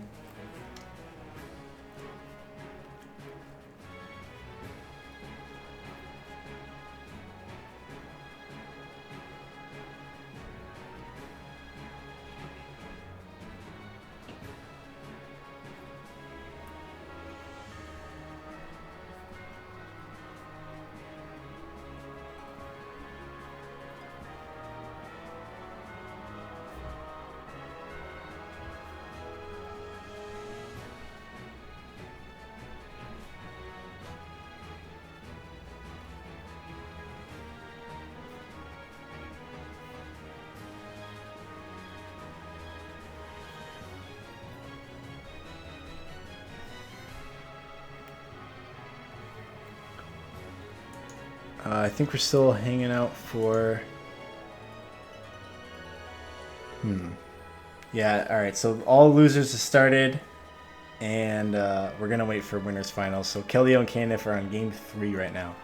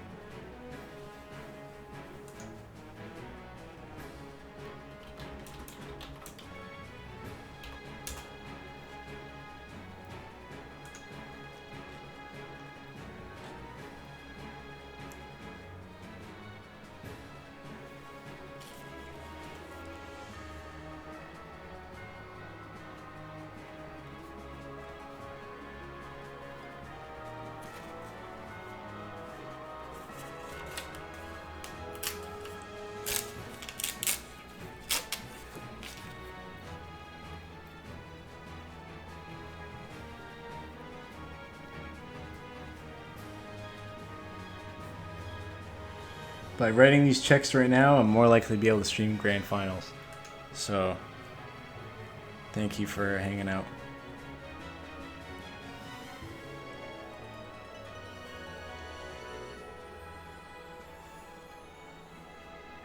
It looks like still got, man, this is a 20-minute set so far between Kellyo and Candiff. I don't even know, that's not even possible. There's 6-minute games. Well, I guess the little bits in between and at the start and stuff. So it's really dragging out. They're definitely having some very long games.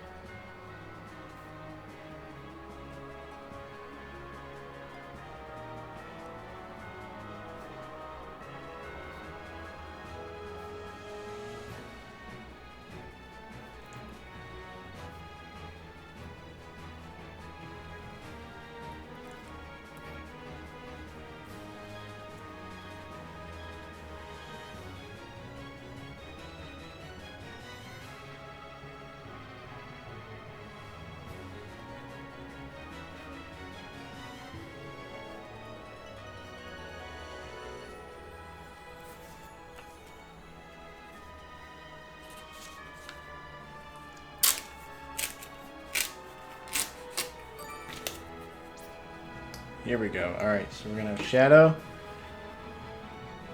Well, Shadow's hopping in. He knows he's playing. Kellyo and Candiff are still waiting on.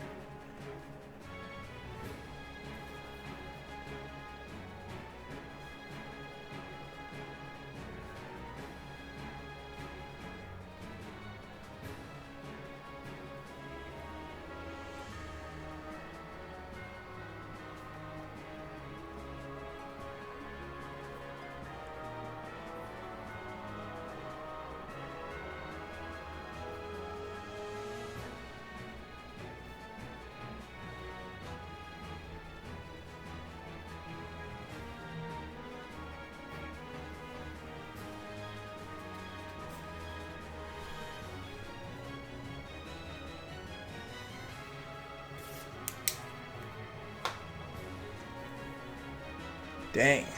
22.5 minutes and they're still going. Chaz, I main Samus and kind of secondaries of Zero Suit Samus, Ganondorf, Sword, and then I have like a lot of characters I know, but I wouldn't necessarily bring out in the tournament. So Charizard, Marth, DK even a little bit. Alright, looks like Candiff won. Falcon I like a lot too. I didn't say him. Robin. So a lot of characters, but the characters I'm serious with are Samus, and then the next level down from that are Ganondorf, Zero Suit.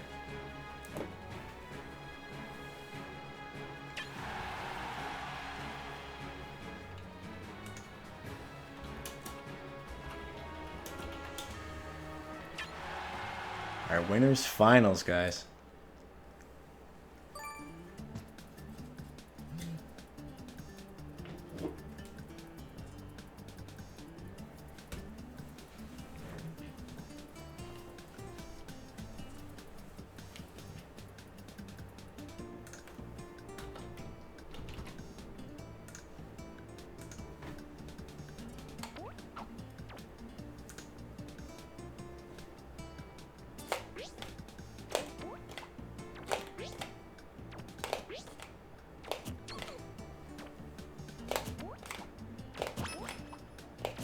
Here we go.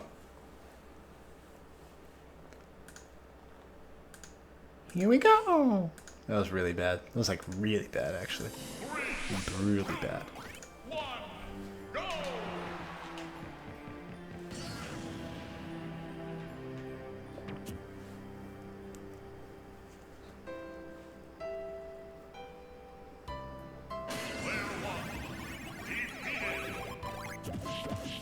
Wow, starting out with a dash attack. And that's only 9% between all three hits. I mean, I guess it's almost like, I don't want to say it's guaranteed, but it's typical that I guess you get all three hits, so maybe 9% is not too bad.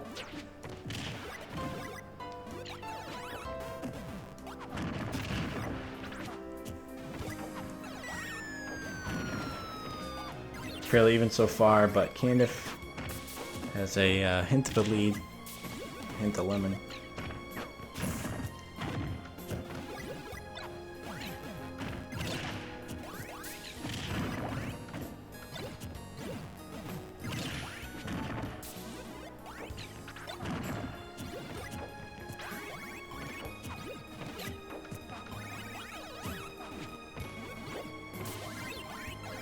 Sorry, I'm just starting to get burnt out.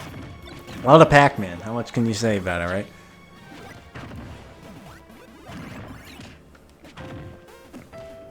And looking at, let's see, let's take Candiff right now, right?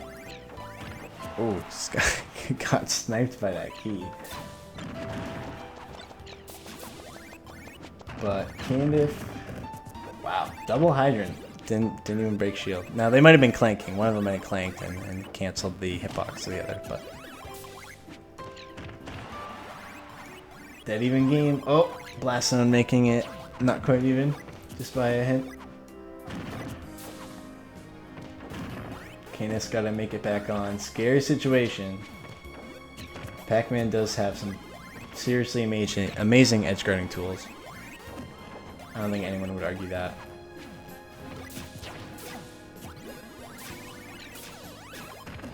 Wow.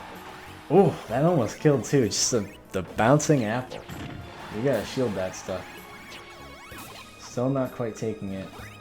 Looking for an edge guard. Candiff getting hungry for that stock. And I don't blame him. The rage that Shadow has right now is gotta be scary. This Pac-Man 106 is definitely a kill percent, but it's not that dangerous compared to 146. But with the rage too, that's tight. Not quite getting the apple there. Candiff keeps trying the apples, which is smart. I have to say that's not a bad idea. Apples have pretty solid knockback. and aren't always as easy to predict as something like a key.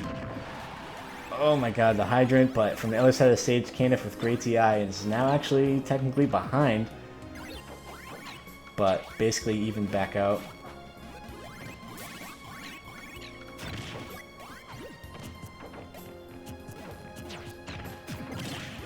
Wow. Alright, there's the hydrant coming through. Shadow with the first stock, staying at that 146 that he's had for a little while now. If Shadow can really pull something out here, he can really rack up a lot of damage.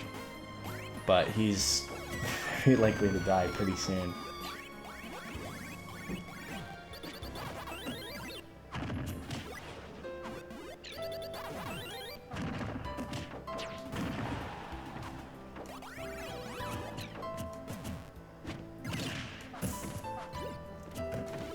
He's just struggling to take the stock. I mean, Shadow's doing a good job of the defensive aspect, but at the same time, Candiff cannot find his opening that he needs. Alright, this could be... No, not quite getting the edge guard.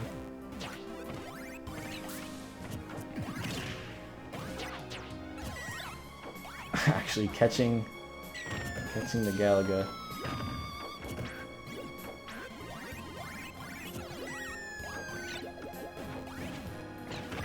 Someone's gonna die here. No, that whole hydrant situation. But Nair, at that high percent, finally does it.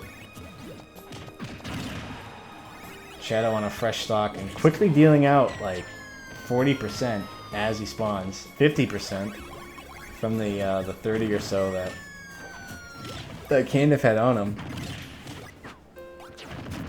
Wow, that hydrant does connect. I think only because Candiff went for that up air.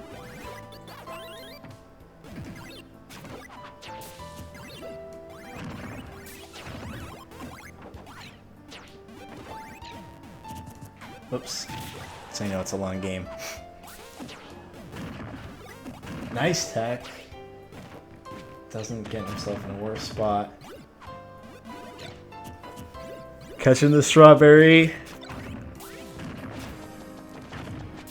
Candiff hanging on. Meanwhile, Sage is adding a little bit of more damage. There's so much like water coming from the hydrants. Sage like couldn't even get over to the ledge.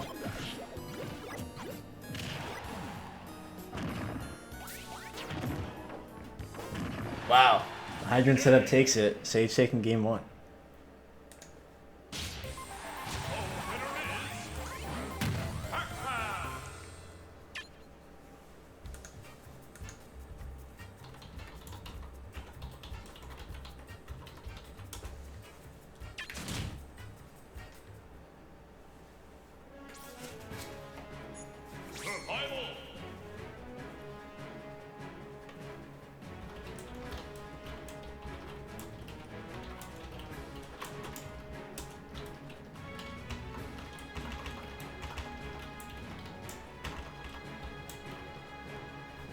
Game 2.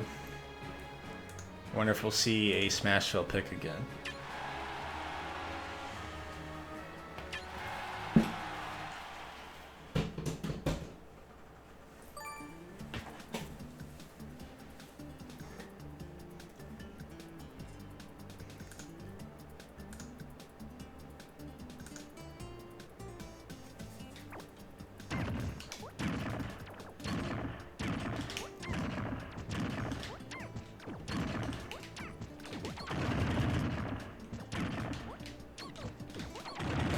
Here we go.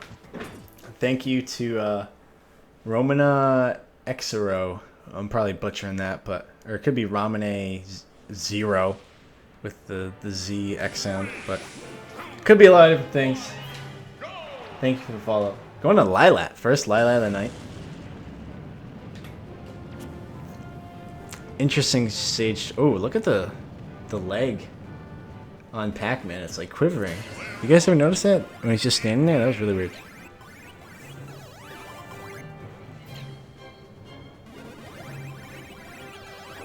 Just Didn't want the key? I don't know why. I don't know why he tossed it. Are there some particular Lilat setups, Nebula, that come out here? Or that can come out here? By the way, from this stream, I have 69 follows, so thank you guys for that. The magic number. A little bit of lag this time around. Some Lilat cheese.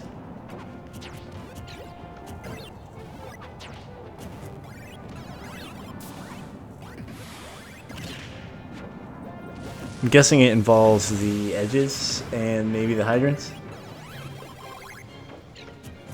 Wow, that key just didn't do shit. Jeez. Oh, interesting. Using the angled stage, you can catch things a little differently.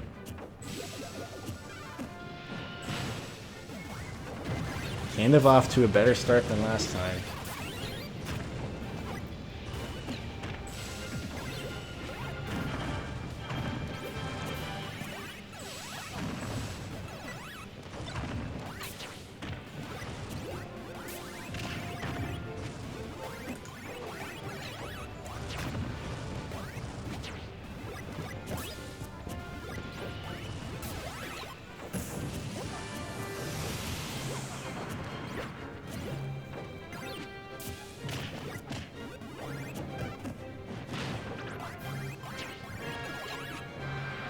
Evened up now. Oh boy. Okay. No jump.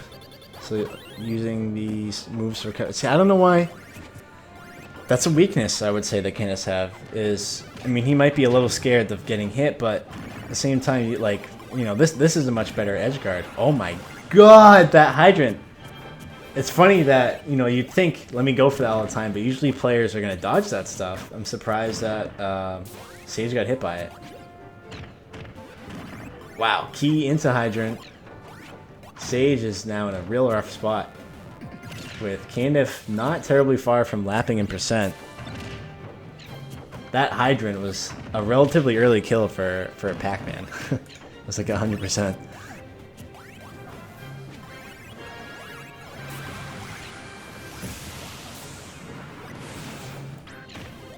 Key connecting, not gonna take it though. Maybe we'll see a similar hydrant setup. Nice roll, get up. Sage putting a little too much pressure on just the exact ledge itself. And Canif able to squeeze past that.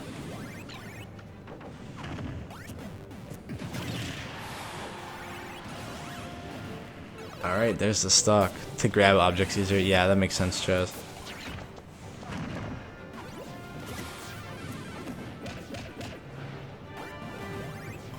Sage slowly making a comeback. Momentum is definitely shifted in his favor, I would say. Getting rid of the bell, probably an accident.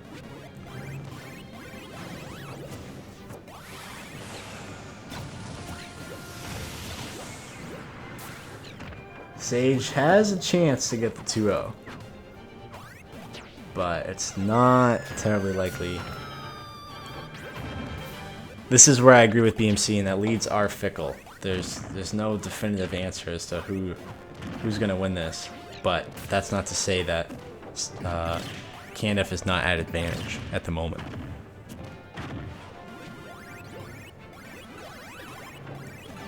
Here's the bell. Oh, the key coming out. Good trade for Sage, getting the key of that extra 2%.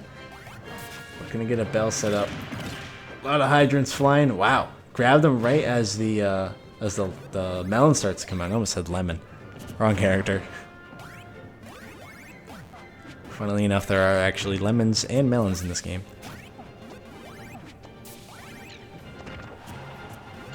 Alright, we're tied up now.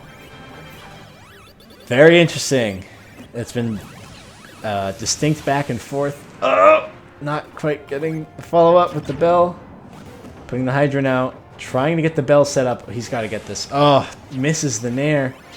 I'm not even sure if a nair would have killed. It's strong, but its knockback growth does not seem that great. Another bell again. Catching it. Caniff looking for the stock. Shielding the projectiles coming in. Sage looking to hang on to the stock and get the kill. Key is not quite enough.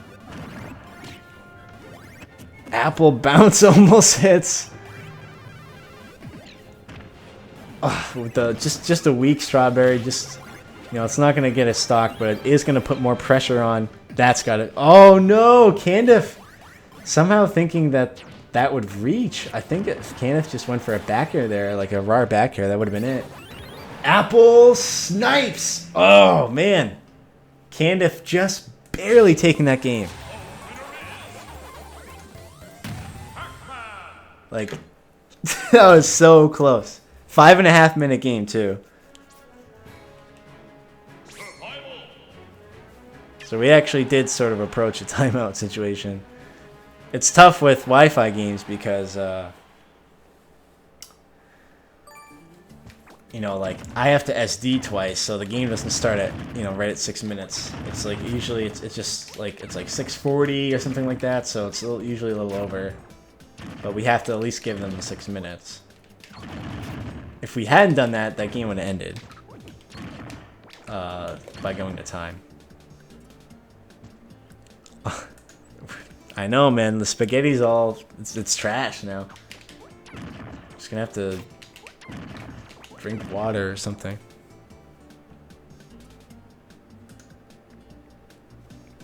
So in the background, losers brackets moving forward. 8-Bit Jim is up 1 game on Pac-Slash.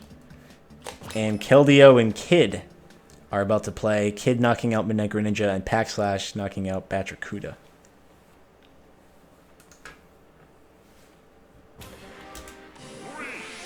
Going to Battlefield for Game 3. Ooh, looking a little laggier. A little hairier. So last game was very interesting in that there were some leads, and then the leads switched. And then the person who was behind caught up and won. By, like, seriously, as small of an amount as you can pretty much get. So it's, it's tough to say where this Game 3 will go. There's no clear momentum. It's just back and forth. And that's another big reason why the game went so long.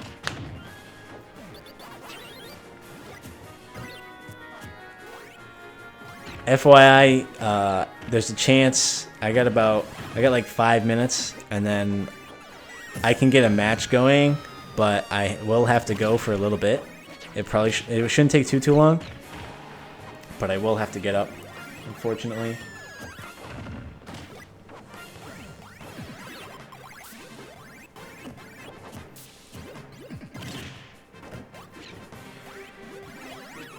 I don't know if all Kano sets have been laggy. I mean, they're not too bad right now, honestly. Like, this is acceptable to me for Wi-Fi. Caniff, speaking of Caniff, has a nice lead.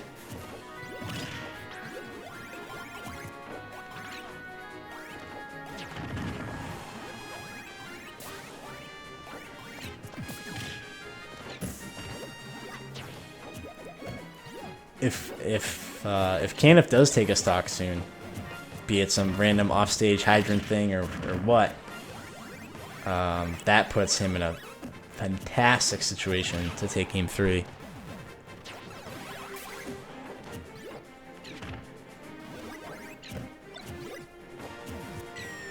Best stage for Pac-Man? It's funny, I was actually talking about this earlier. It's very dependent on your personal playstyle of Pac-Man. I don't think there's a right answer. Especially in the Ditto, it's kind of tough. But I would say that probably you would want flat stages, especially if you're playing against a character that's not projectile based, because that gives them less room to hide. Sort of like if you think of projectiles, they travel in one direction and they might bounce around a little bit, but overall they're probably traveling in a horizontal direction. And on Battlefield and Triplat stages, things like that, there are multiple horizontal levels that you can put yourself on. And so if you don't get the right horizontal level for that projectile, it's probably going to miss.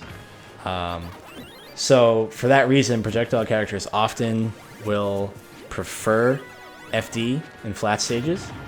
But if it's projectile character versus projectile character, then it really just comes down to playstyle. Are you someone who would prefer to zone?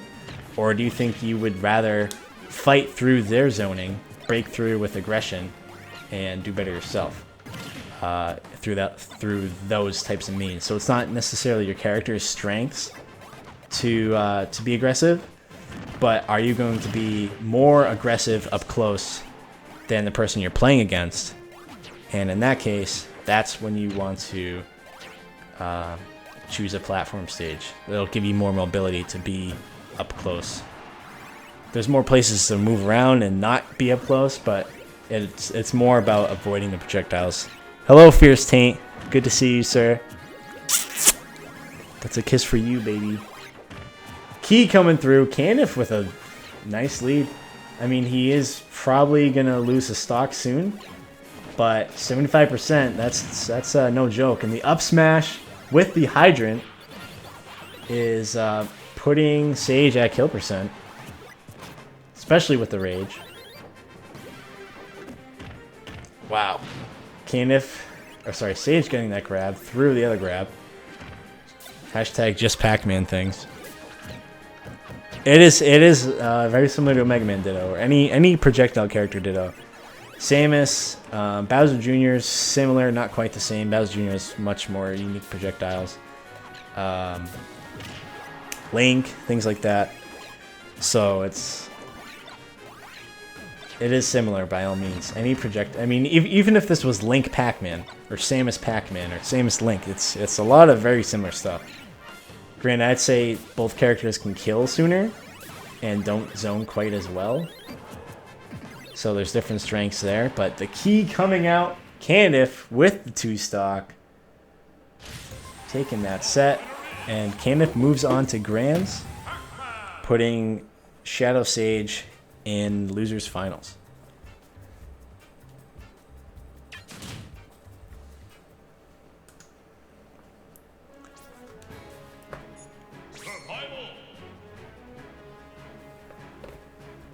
Pac Ditto, yeah. So this is the Pac-Man Discord tournament. No, I don't think there's any highly well-known Pac-Mans here. I tried to get Kool-Aid to play Fierce Taint, but I don't know what he's probably at the gym or whatever.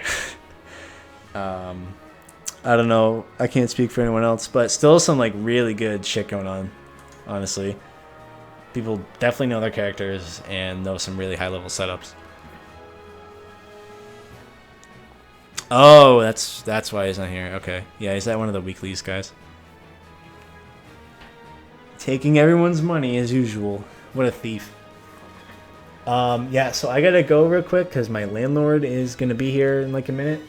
But in the meantime, we kind of have to wait anyways because losers' quarters are finishing up. So we'll probably have 8-Bit Jim versus 8-Bit Jim and pac-slash. The winner of that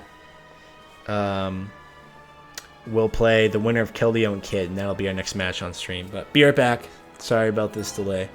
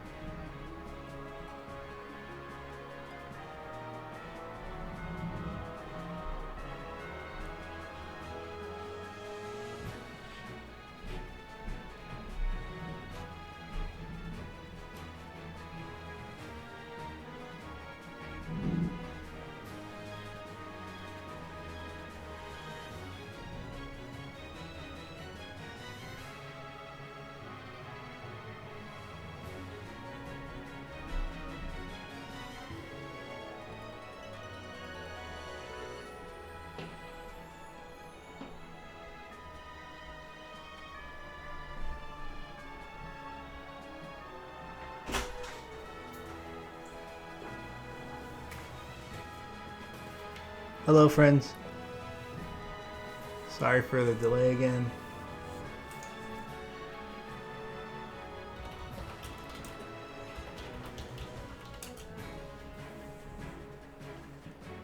Looking at bracket. Okay, we do have losers semis ready. So those two can join.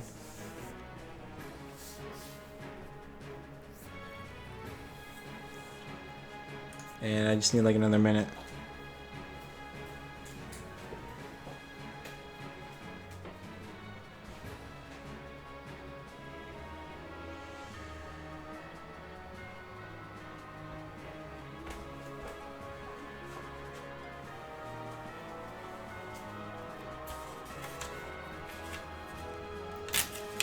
DDD only depends on if the DDD Discord wants to do that with me.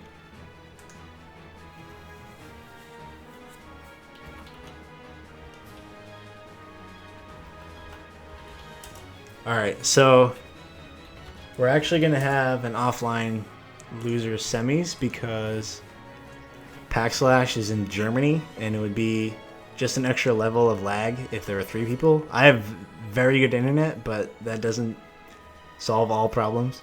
So pac-slash and Keldeo will play off stream, and the next set we're going to have is going to be Shadow Sage versus the winner of that in losers finals. Then the winner of that will play Candiff in grands. Again, if you want to peep at that, there's your bracket.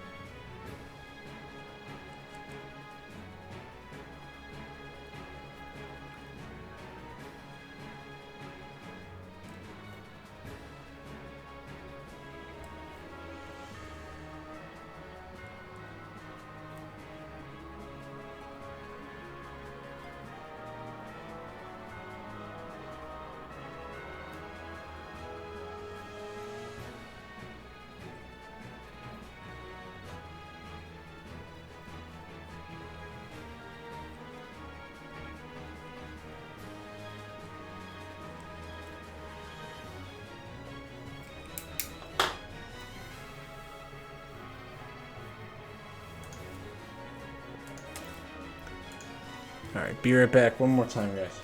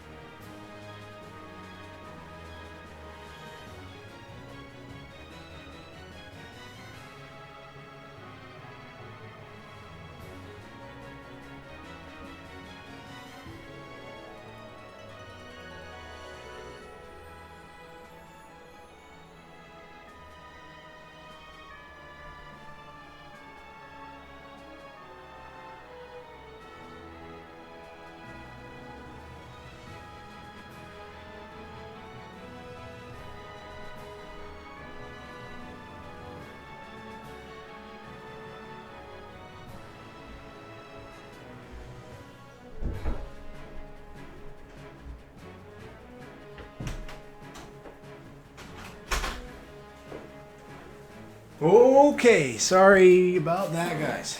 Hopefully there's still someone in here. Hey, we still have people. It did not end. So I had to go pay my landlord, who just stopped by to pick up. Like, our lease ends and new lease starts in 2 days, so we're like doing the new lease and all the rent payment and all that stuff. So she just stopped by. And she's very old, and things are hard to explain to her how like finances work. So kind of interesting. You think she would know more, but here we are.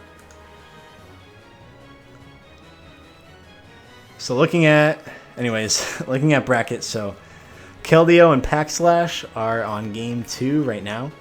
Still hanging on for the winner of that will play in Losers Finals. We'll definitely have that on stream, even if the reason why Pac-Slash and Keldeo were off stream were because Pac-Slash is from Germany, but for the sake of that we're streaming a tournament, we'll definitely have Losers Finals on stream, and then of course followed by Grand Finals right after.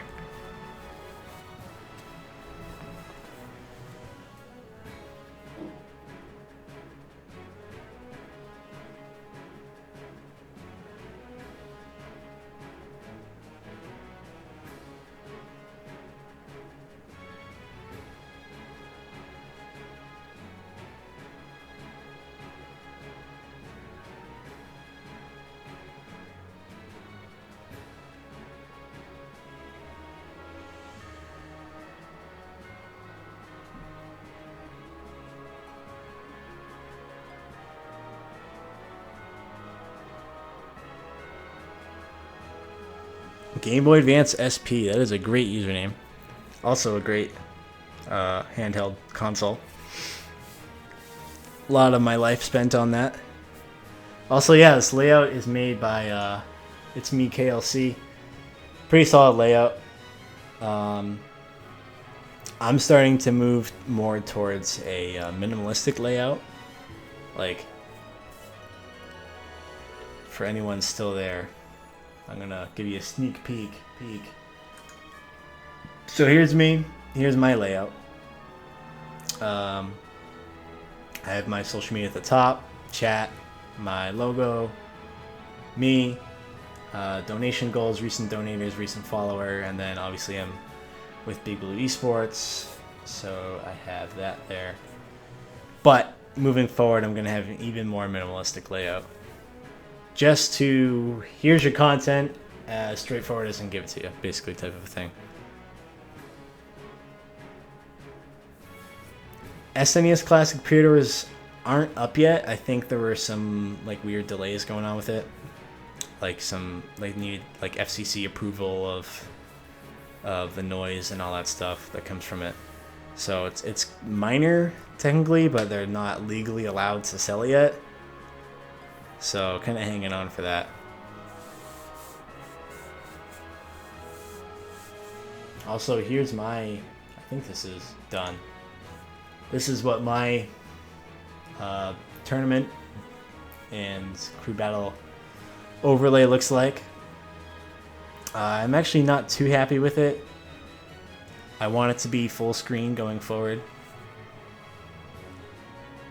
But this is what I have for art for it right now. And here's Pac-Man. Peeping at bracket again. Alright, so they are 1-1. Pac-Slash and Keldeo. Shadow Sage, if you're listening, you can actually just go ahead and join. She'll be playing regardless. It's gonna be Shadow Sage versus somebody. But who?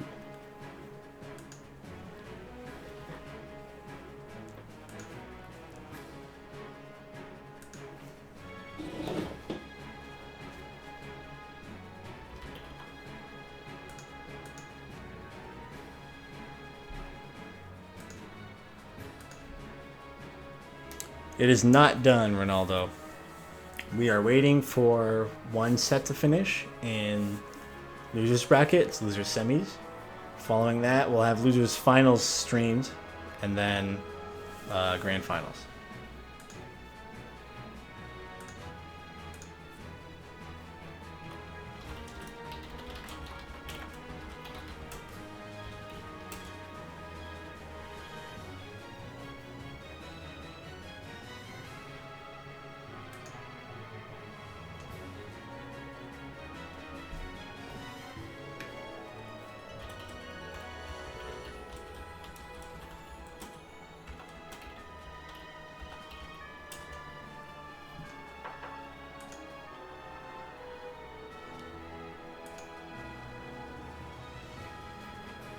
While we're waiting, the quick shout out again to everyone who followed. 69 followers. Magic number. We had a few hosts. Thank you for that. And not asking for them, but thanks possibly in advance for any donations as well. Those are very appreciated. Especially now, because I don't have a job. I quit on purpose, so it's my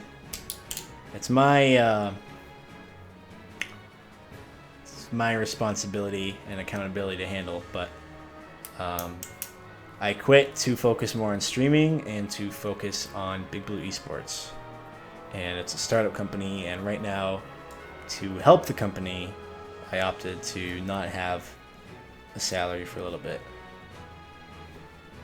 So it's an adventure for me, by all means. It's really cool, but it's a little spoopy at the same time.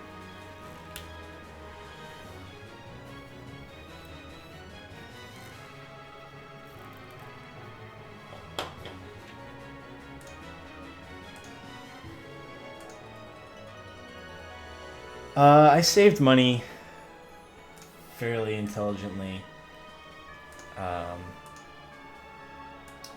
So I have enough money for like a year. If I mean, I don't want to get to that point. I'm hoping the salary will come sooner than later, but I do technically have some money to hang on to. But moving forward, I'm gonna have to be living off of these things or leave the esports industry to get another job. So I guess Keldeo won. That is interesting. Good for him. Keldeo taking it over pac-slash. Sage can go ahead and join.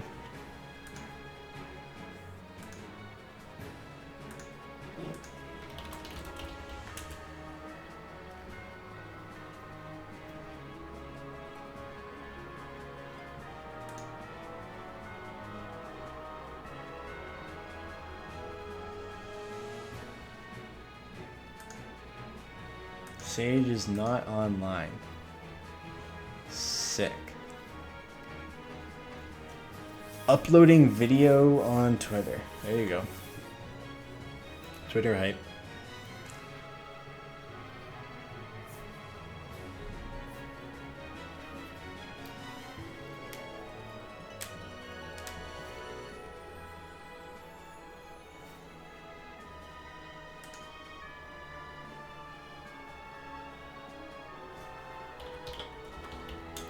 Alright, so I guess we're DQing Sage. Because he's not here, he's not online. So we might be doing grands right now.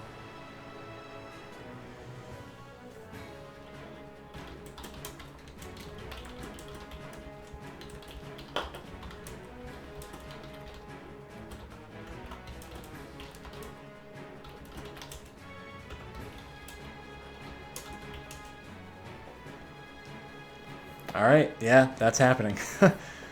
We've been trying to ping him in Discord, and he just hasn't been there. So Sage with a pretty nice run, getting third place and then DQ'd, which sucks, but that's his responsibility. If you sign up for a tournament, you gotta be there.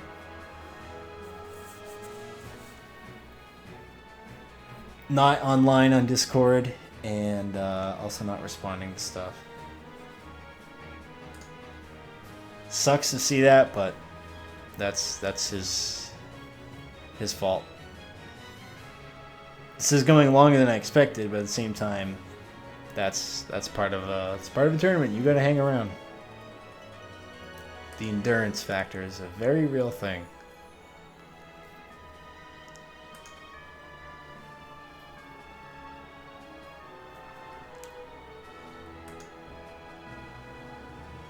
Yeah, hopefully he's alright, by all means, but I mean, his mom just might be telling him to get the hell off the TV, sort of a situation. Who knows? Could be a number of things. So, Candiff and Keldeo making it to Grands.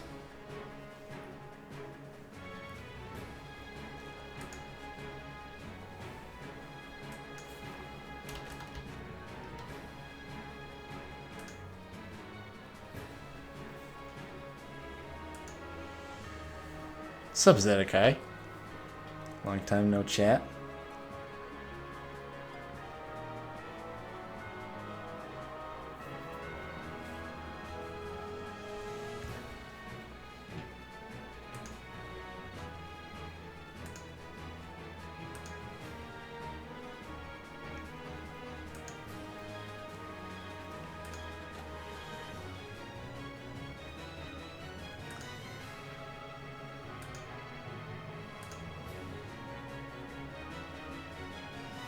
Yep. Pac-Man Discord's Pac-Mayhem 2. Woo.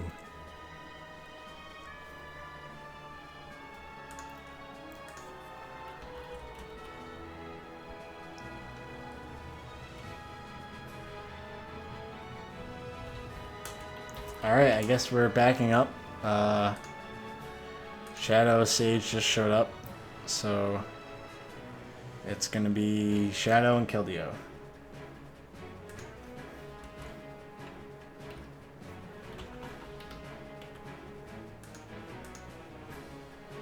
Man.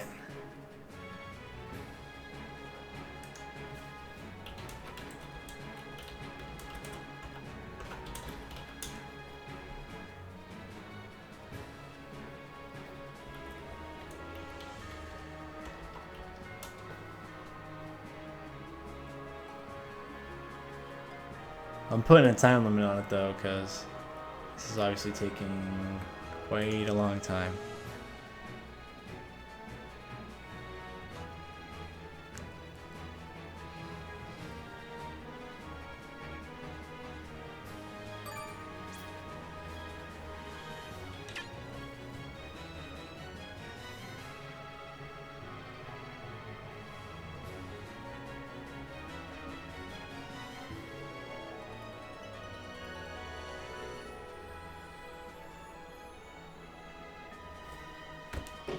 Here we go.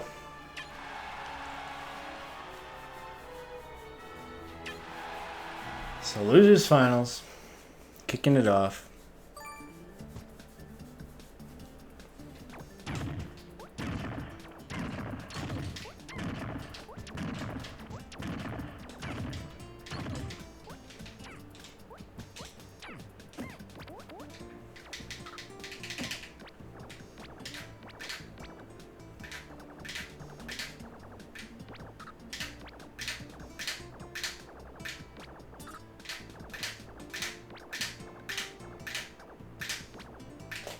Man. Rip Squashy. Well, hopefully there'll be a Pac-Mayhem 3 for you.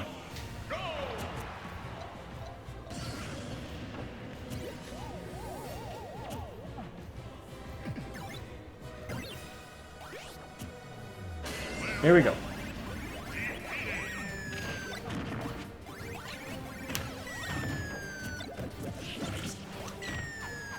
Notice how in most tournaments you don't see people commentate for 3.5 hours? That's kind of what's happening with me right now.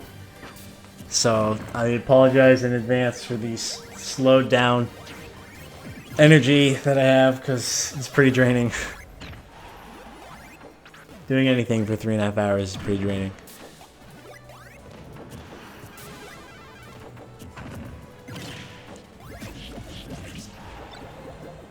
So we've seen Keldeo with some great momentum to start out.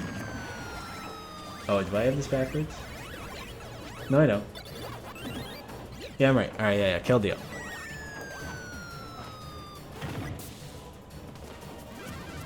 That's because very few people know Pac-Man's advanced stuff, Squashy. It's not just commentators, it's Smash 4 players in general. I mean, unless it's a very common character, then the advanced stuff is just not known.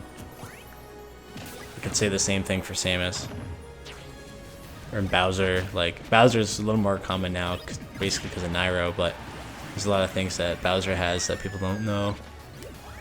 Robin, Death, kind of pushed through that, but wow, that was really weird looking from Keldeo. Like, not quite able to actually do the side B. Down smash, not killing. Good stalling from Shadow Sage. Apple sniping him out.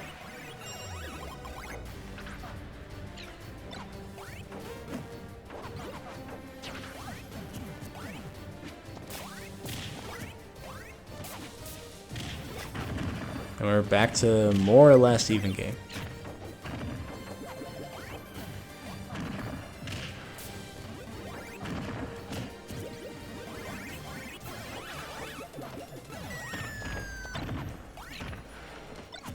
I wonder how many times the players have accidentally mixed up their character with the other character.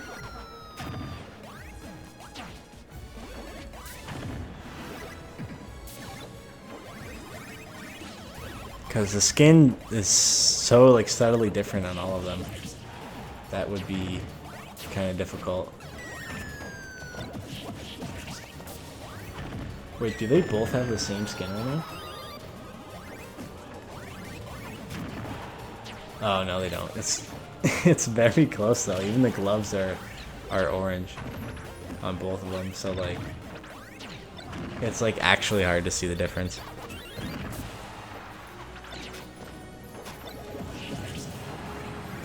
Keldeo looking like he might take game one. Nice trump, but not able to get anything off of it.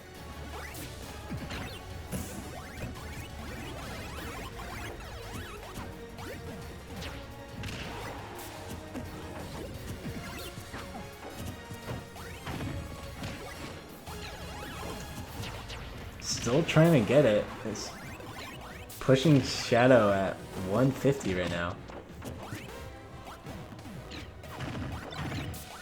Trying to get the apple snipe again.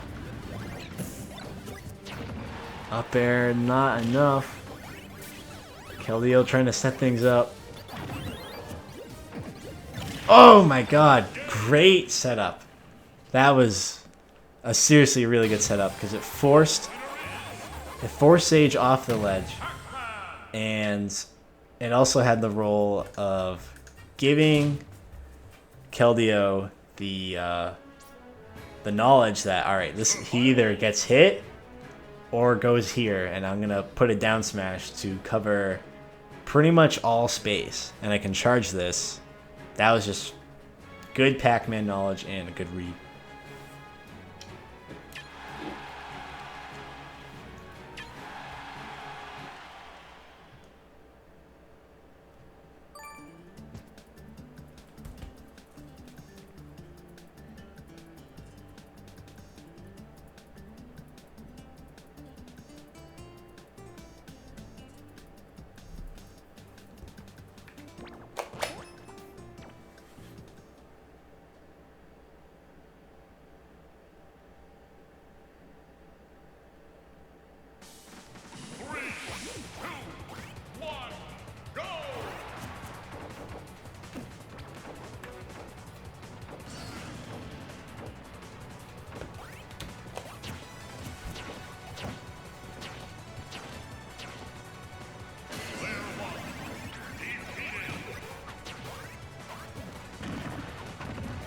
Pac-slash, hop it in.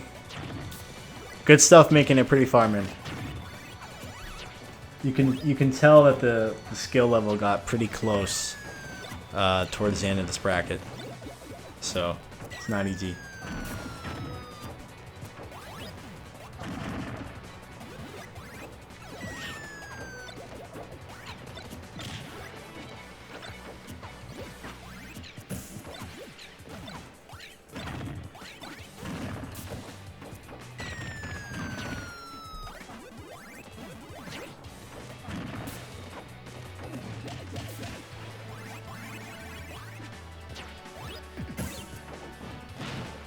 Toss. Oh! Oh my god! Even if he had teched from the hydrant, even if he had, Shadow immediately got back aired and would have had to tech again. And who the hell like thinks to tech twice in a row like that? That was really cool. Wow. Oh, I actually had the score backwards, right? I think Keldeo won game 1.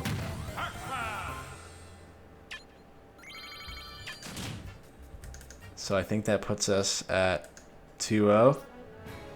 Sorry to Sage for that SD, that sucks. Oh, you know Keldeo's saving that. The viewing results, you know what's happening. You know what's happening. We've all been there. Dang, that SD and stage spike combo just really put Keldeo in a good spot. So now, moving on, we have Candiff versus Keldeo. Just like we thought it would be. Before the DQ. And, you know, maybe...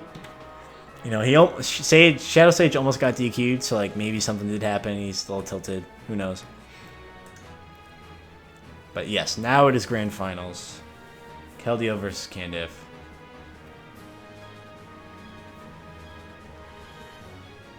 Before we get into it, because what happens when people get into it, the set happens, and then immediately everyone leaves. So while we're waiting for Candiff to hop on, I'll just go through the thanks one more time.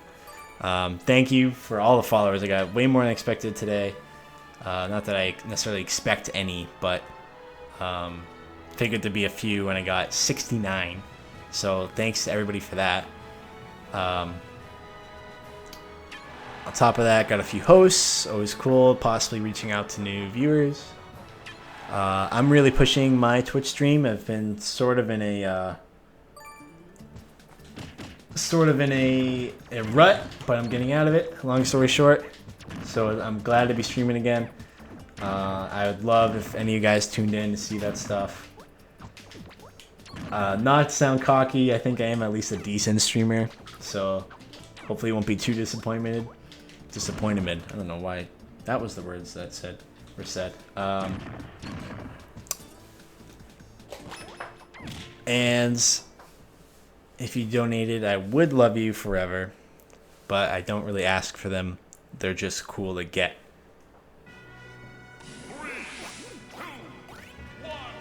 Going to Battlefield. And makes sense for Keldeo, because he just rocked Sage last game. So if this was Keldeo's choice, kind of makes sense. Either way, it's a ditto, so no one has a huge advantage.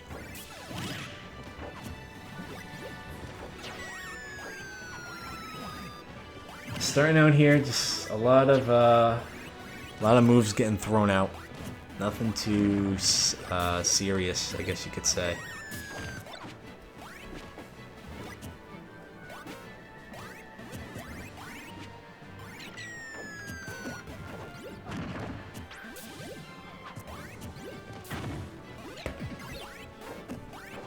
It's pretty slow game so far. Like, fairly even percentage.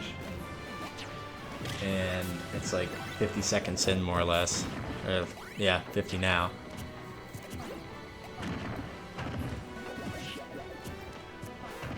So what would be 1/6 of the entire game. Not a whole lot has happened. But Keldeo is starting to get some more red percentages in there. 72.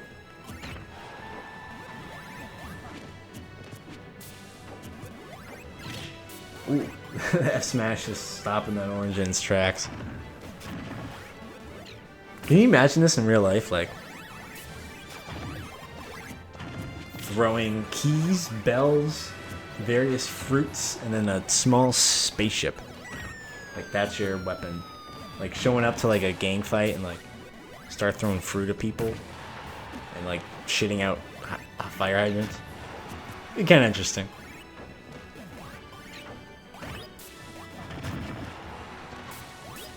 Oh, kind of hoping that Keldeo would land on that platform and he can get the up smash. Oh, stage spike.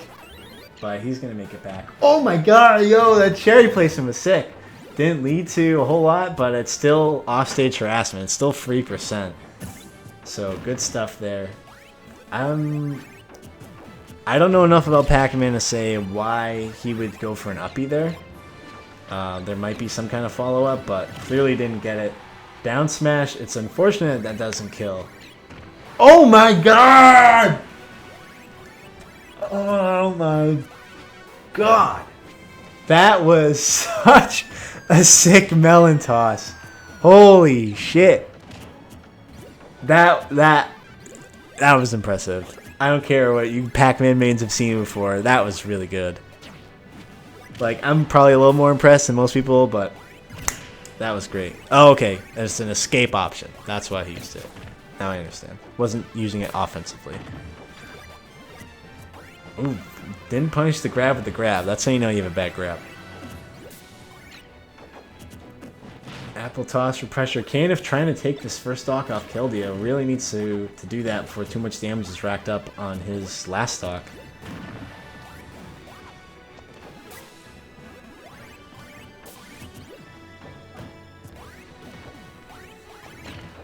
Oh, and I should also toss in that Keldeos and losers. Just to make it clear for everybody. Alright, there's that stock. Keldeo, a little bit of a lead.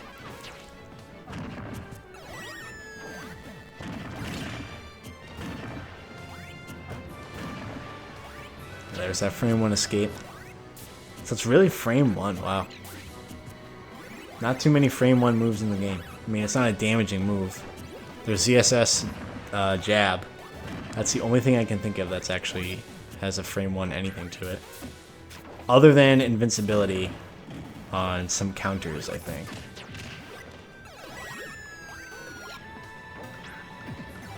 And that's a maybe, I'm not even sure. I just feel like I've seen that before.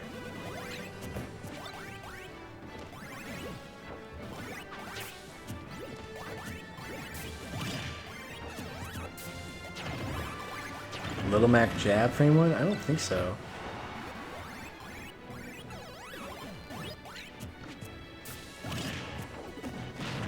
Oh! Gets hit by that stagnant hydrant. Just chilling out there, throwing out a hitbox for Candace to take advantage of. Or sorry, Keldeo to take advantage of. I'm getting confused by it. It's all K-names, it's all Pac-Mans. It's freaking me out. Oh, trying to get... I believe that was a fair.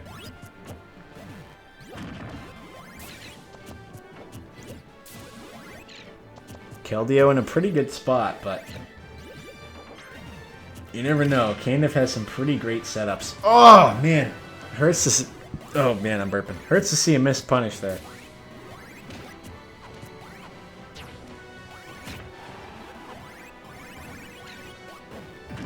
Oh, the hydrant stomping on him.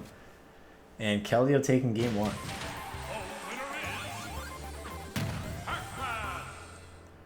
Oh, okay. I didn't realize Mac had frame 1 jab. Yeah, I think Fox is frame 2. There might be more with frame 2. Possibly Ryu. Or that might be like one of his tilts or something. And then a number of characters are frame 3. Falcon I know is frame 3. Samus is frame 3. I'm sure there's several others. And then I think the slowest jab is like Bowser might have like frame 7 or something. Ganon's is probably about that, but the knockback on Ganon's jab might as well be like a forward tilt for most characters.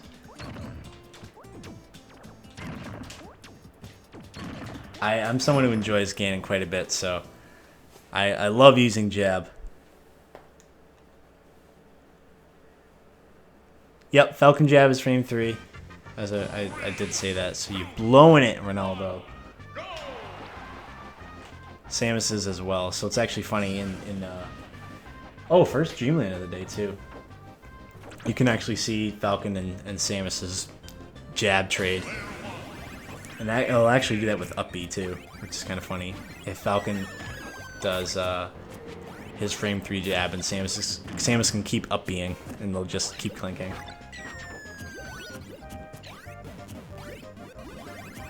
Also, I'm just joking with you, Ronaldo. It's all good.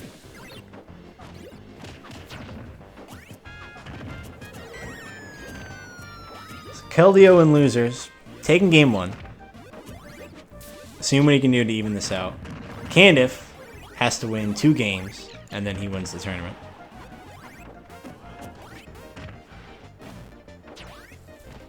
And right now is not doing terribly well. Just looking at percentage, but it's starting to even it out.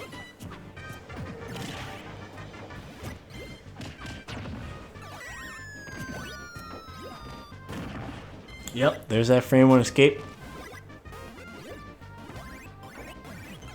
Almost got, I think it was F smash to the face, but escaped out very well. Wow, good pressure from Candiff. Neither of those connected, but wasn't impossible that it would connect. So good stuff.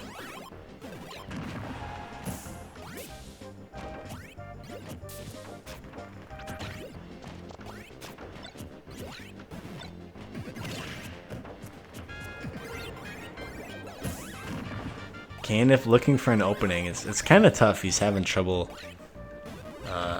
here. Not tough for me. It's tough for him. He's having a tough time getting in on Keldeo. Keldeo just has really good defense coming out. Really well-timed shields and movement to avoid certain hitboxes.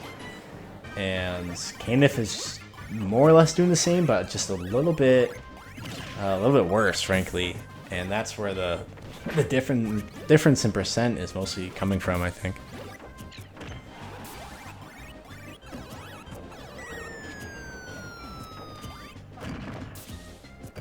Wow.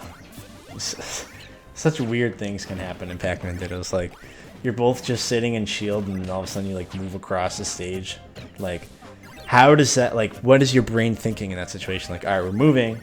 We're still stuck in shield in front of each other. Neither of us want to grab because our grabs are terrible.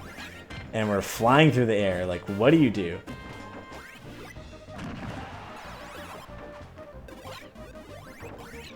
Keldeo looking to take the stock. Candiff slowly nipping his way back up. It is possible that Candiff might take this first stock. He's got Keldeo off the stage now. Orange throw, not getting onto stage. Pummels into back throw, probably won't kill, it doesn't. But Keldeo smart to get the extra damage in. Candiff hanging on at 165. Throwing that cherry out to help his recovery. Just putting a little more pressure on that Nair. Will finally take the stock. And now Candiff is in a tough spot because Keldeo's not quite at a kill percent for a Pac-Man Ditto, but now doesn't have the rage to kill, so it's going to be extra difficult to get this next stock. This could be a bad spot for Candiff. There's a lot of weird stuff that can happen, but he makes it back on. Surprisingly, Keldeo just sort of lets it happen. Oh my god, are we going to see... I just want to see some like crazy gimps. I'm ready for some hype Pac-Man stuff. Candiff getting a little more percentage with those jabs. Getting Keldeo off stage. Oh, the hydrant just bounces in the right spot, but Keldeo knocked the opposite direction and still hanging on there. He just short hops right into the melon. Probably was trying to catch it. I don't know why else he would do that. but didn't throw out a move in time to catch it. And the key taking the stock, Candiff, 34%, 40%. Not too far behind, but based on percentage and I would argue based on momentum, Keldeo is in a real great spot here. Getting the grab with a jab, with the toss, 65%. Candiff's got to start doing something a little different. We might have to see, Candiff might need to play a little more defensively, not move in as much. And really just try to get as much damage, small or big, from a distance that he can. Because he's got a lot of catching up to do.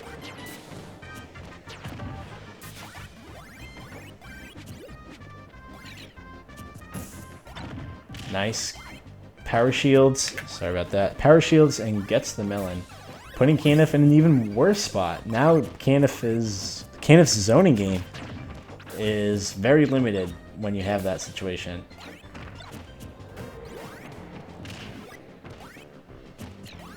Key toss coming out from Keldeo, and he's still hanging on to the projectile. And this, it sort of limits what Keldeo can do, because he can't really use his A moves right now. But it really put a damper on what Candiff can do, and that, when you have the lead, that's more advantageous.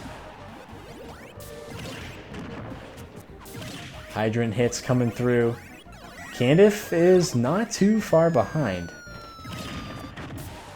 Good use of tilt, and something I feel like I see a lot of Pac-Mans do, just based off today, is they always try to get the F smash in. But if you go for the tilts, it's a little less damage, but you're a lot more likely to connect. And I'm glad Candiff went for that for the follow-up, because it's a big risk. For any character, for any reason, it's always riskier to do a slower move or a slower startup. And I don't know why, I just feel like I see a lot of smash attacks over tilts. And I didn't even realize, looking at the time, there's 30 seconds left to this game. And it's funny, timeouts really aren't good for YVAC games, because this match was 6:45 in time, so it's kind of weird. But we're letting it happen. Dead tie. Candiff has done a great job catching up. But 10 seconds left. Oh, Keldeo, whatever. Takes it. Right with 9 seconds left. So Keldeo taking that set. Just barely. And putting things to a reset. Because these are all best of 3. Which is weird, but it's been a long bracket for everybody. So putting things to the reset. And now there's sort of a fresh start for Candiff. And I would say, look at game 1, right? So we saw that Candiff did not do quite that great. It wasn't terribly far behind. It wasn't bodied by Keldeo, but did worse, notably worse. Game 2 of that really couldn't have been any closer. So we might see Candiff have a bit of a download here. A bit more of understanding. And that might carry in to this second and final game of the tournament. And that could be what Candiff needed. He needed those 2 games to figure things out, get his momentum back. He was out for a bit because he was waiting in Grands. So now he's got the juices flowing. And that might be enough to give Keldeo the bopping that he wants to give him. Yeah, I think it was just under 10 seconds. I think it hit 9 seconds, Domino. So single digits, basically.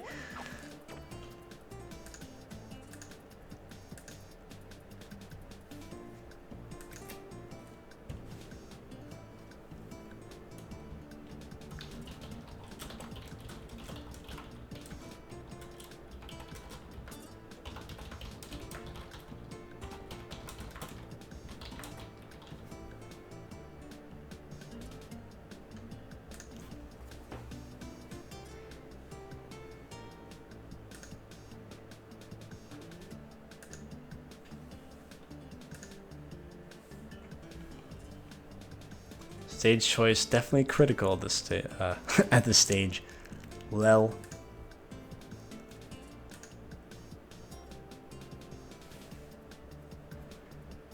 Caniff did better with the triplats. What was game 1? I don't remember what game 1. Maybe it was Battlefield. But Dreamland he did well on.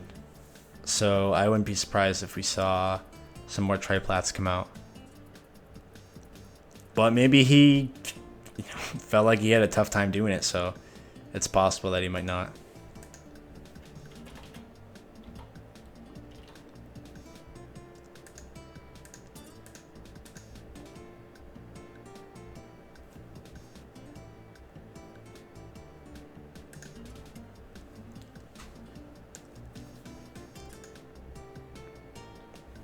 Man, really thinking about stage here.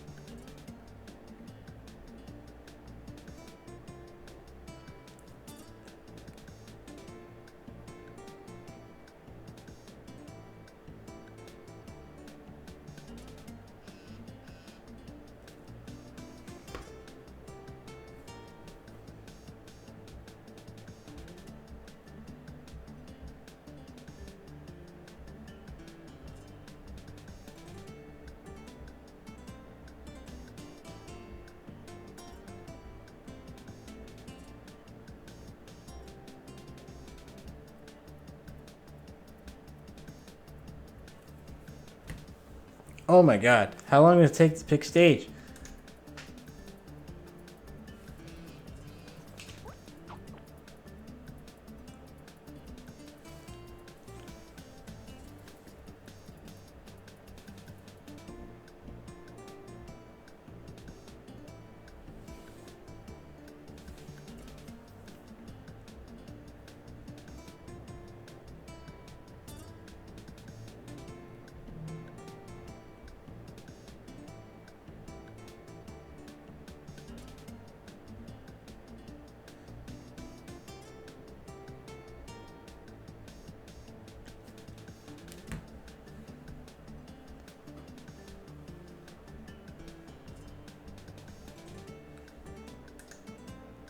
All right. This is ridiculous. They have 10 seconds. Thank God. How like that was like a 5-minute stage pick. Jesus. Maybe that was I don't know. Maybe that was intentional to stall and kill momentum.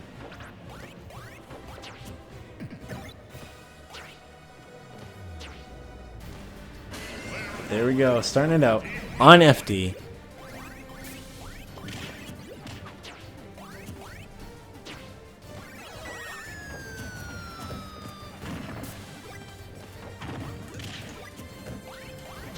The flattest of stages.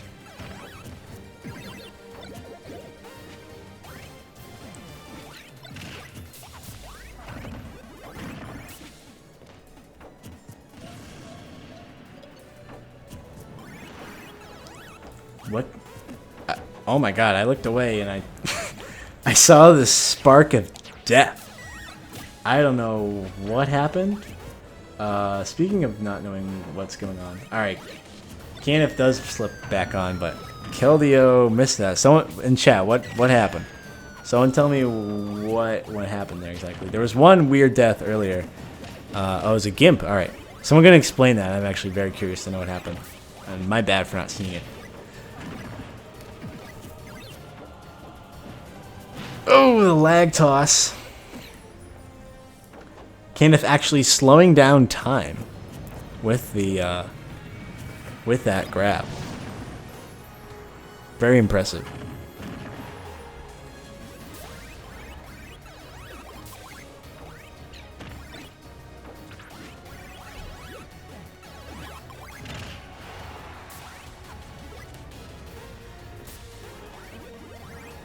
Keldeo slipping on.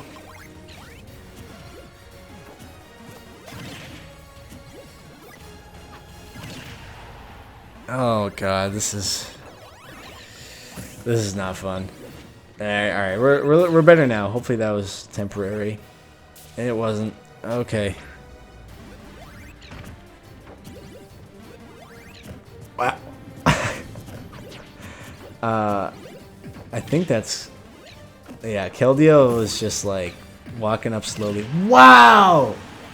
That, I mean, that wasn't technical or anything. It's just like, that was so smart to just toss that bell on the ground and toss it right on the ground and get the stun off of it. I don't think I've seen that before, to be honest. Usually with a projectile, you want to throw it at them, right? Like, use that as a distance thing, but good use of using it in the close range. Nonetheless, Keldeo really suffering from that early stock from Candiff.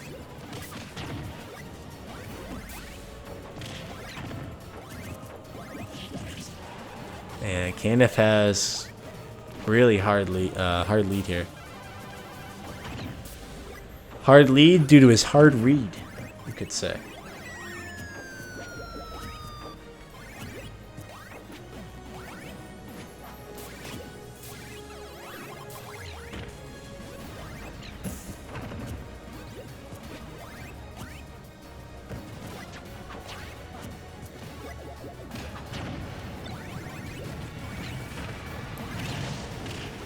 Yeah, Candiff gonna take some percent for that F smash. That was kind of a poor choice. I mean, he was using the tilts earlier. I don't know where those went. I feel like you shouldn't do an F smash or a smash attack in general unless you kind of know you have it or you're putting safe pressure in a certain spot, like the down smash sort of setups with the hydrant on ledge. F smash there, finally connecting. Candiff just trying to get that hydrant. It just looks so silly. Oh my god! That was so silly looking. It traded dead even, but unfortunately for Keldeo, he was at much higher percent and dies off the top. Can you imagine if they had both died? And like we're both at like a similarly high percent, they both die and then it went to sudden death or something. Like, that could have kind of happened. That's crazy. So, talk about a close game. Candiff taking game one. One more away from winning the tournament. That was ridiculous. Like, it looked like they like inputted it on like the same frame too, and I'm surprised they didn't just sort of clank and have a no hit on either character, but it looked like they clanked and both hits connected. So that was unique. Some funky stuff happening in this tournament. I think someone clipped that. I see a second clip now.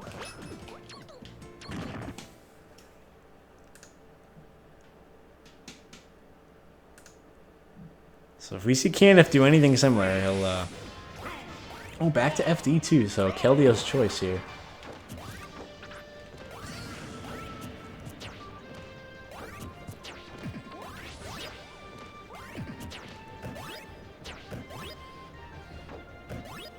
Wow, that up smash has like no shield damage to it apparently.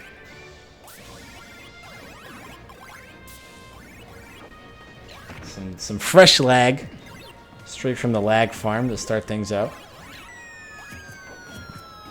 organic, non-GMO lag. You know, the high quality stuff. Really, really healthy lag. And give that to your kids and feel safe about it, you know?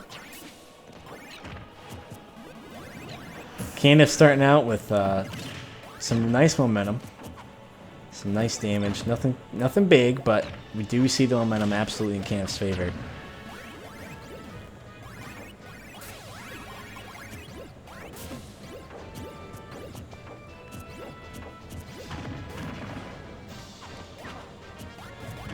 Candiff keeping that lead up.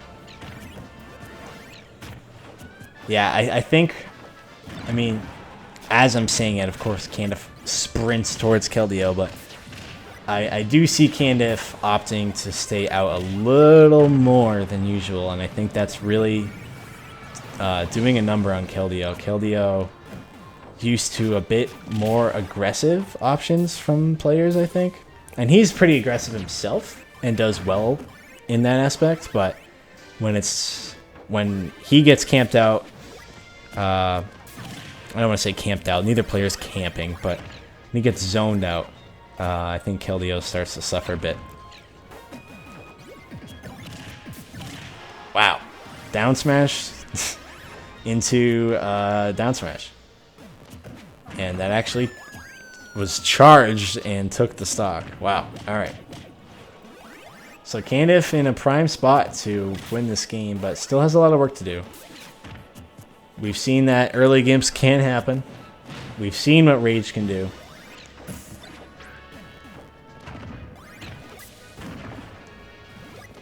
So it is possible that there could be a death here.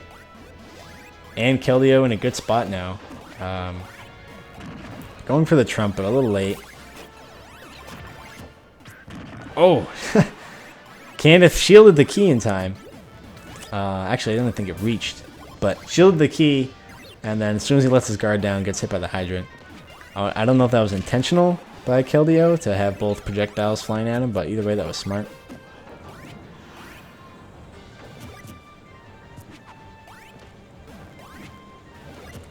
Candiff just trying to rack in a little more damage. If he, whoa, that was kind of odd for Keldeo to just run right by. But if Candiff really just stays out, Keldeo is forced to approach each time, and really is going to be taking a lot of damage for that reason. Keldeo's hanging on to this apple. Definitely wants it to connect because that might kill at this point. And it did. The apple taking it out. Keldeo down 56%. Not a lot, but it's far from the negligible percentage. Ooh, the hydrant actually hit the other hydrant away this time.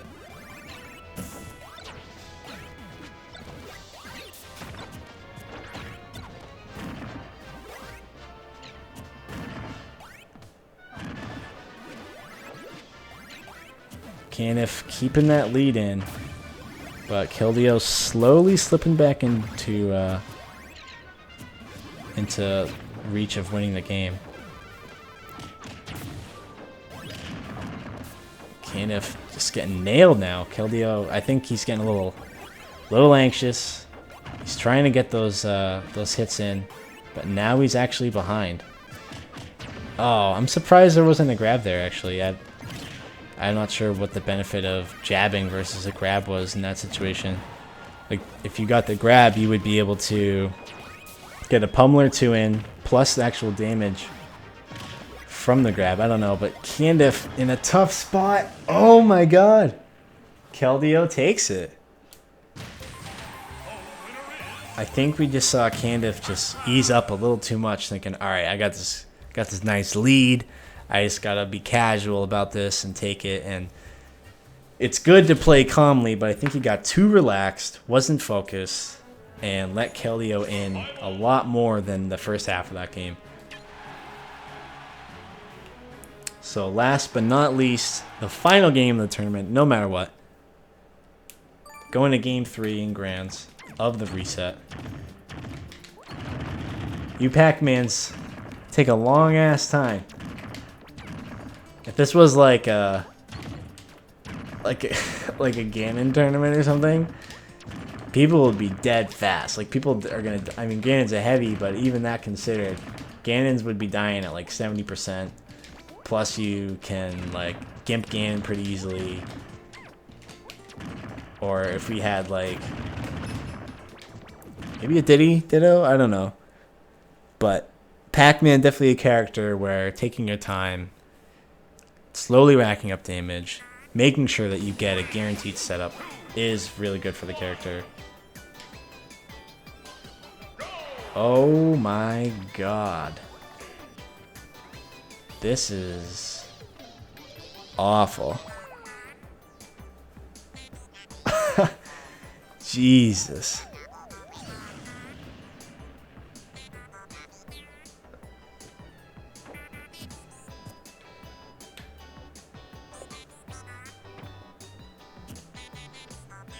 Wow. Alright.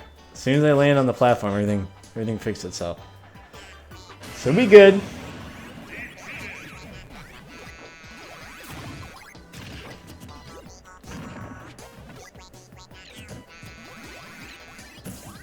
Starting out pretty much how most of these other games started out. I don't think there was a single game this tournament where it was like a huge string at the beginning, 60 damage. Like there really wasn't any of that. It's all pretty slow and steady at the start.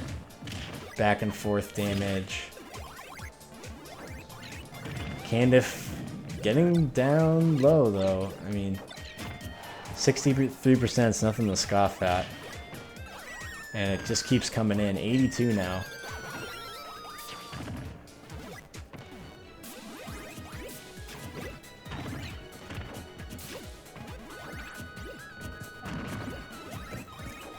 Yes, Candiff is unsuccessfully trying to force openings. I think Candiff just needs to slow it down. Get his good projectiles in. Go for some easier setups. Or even just projectile poking. Whoa. I don't know. I don't know if that was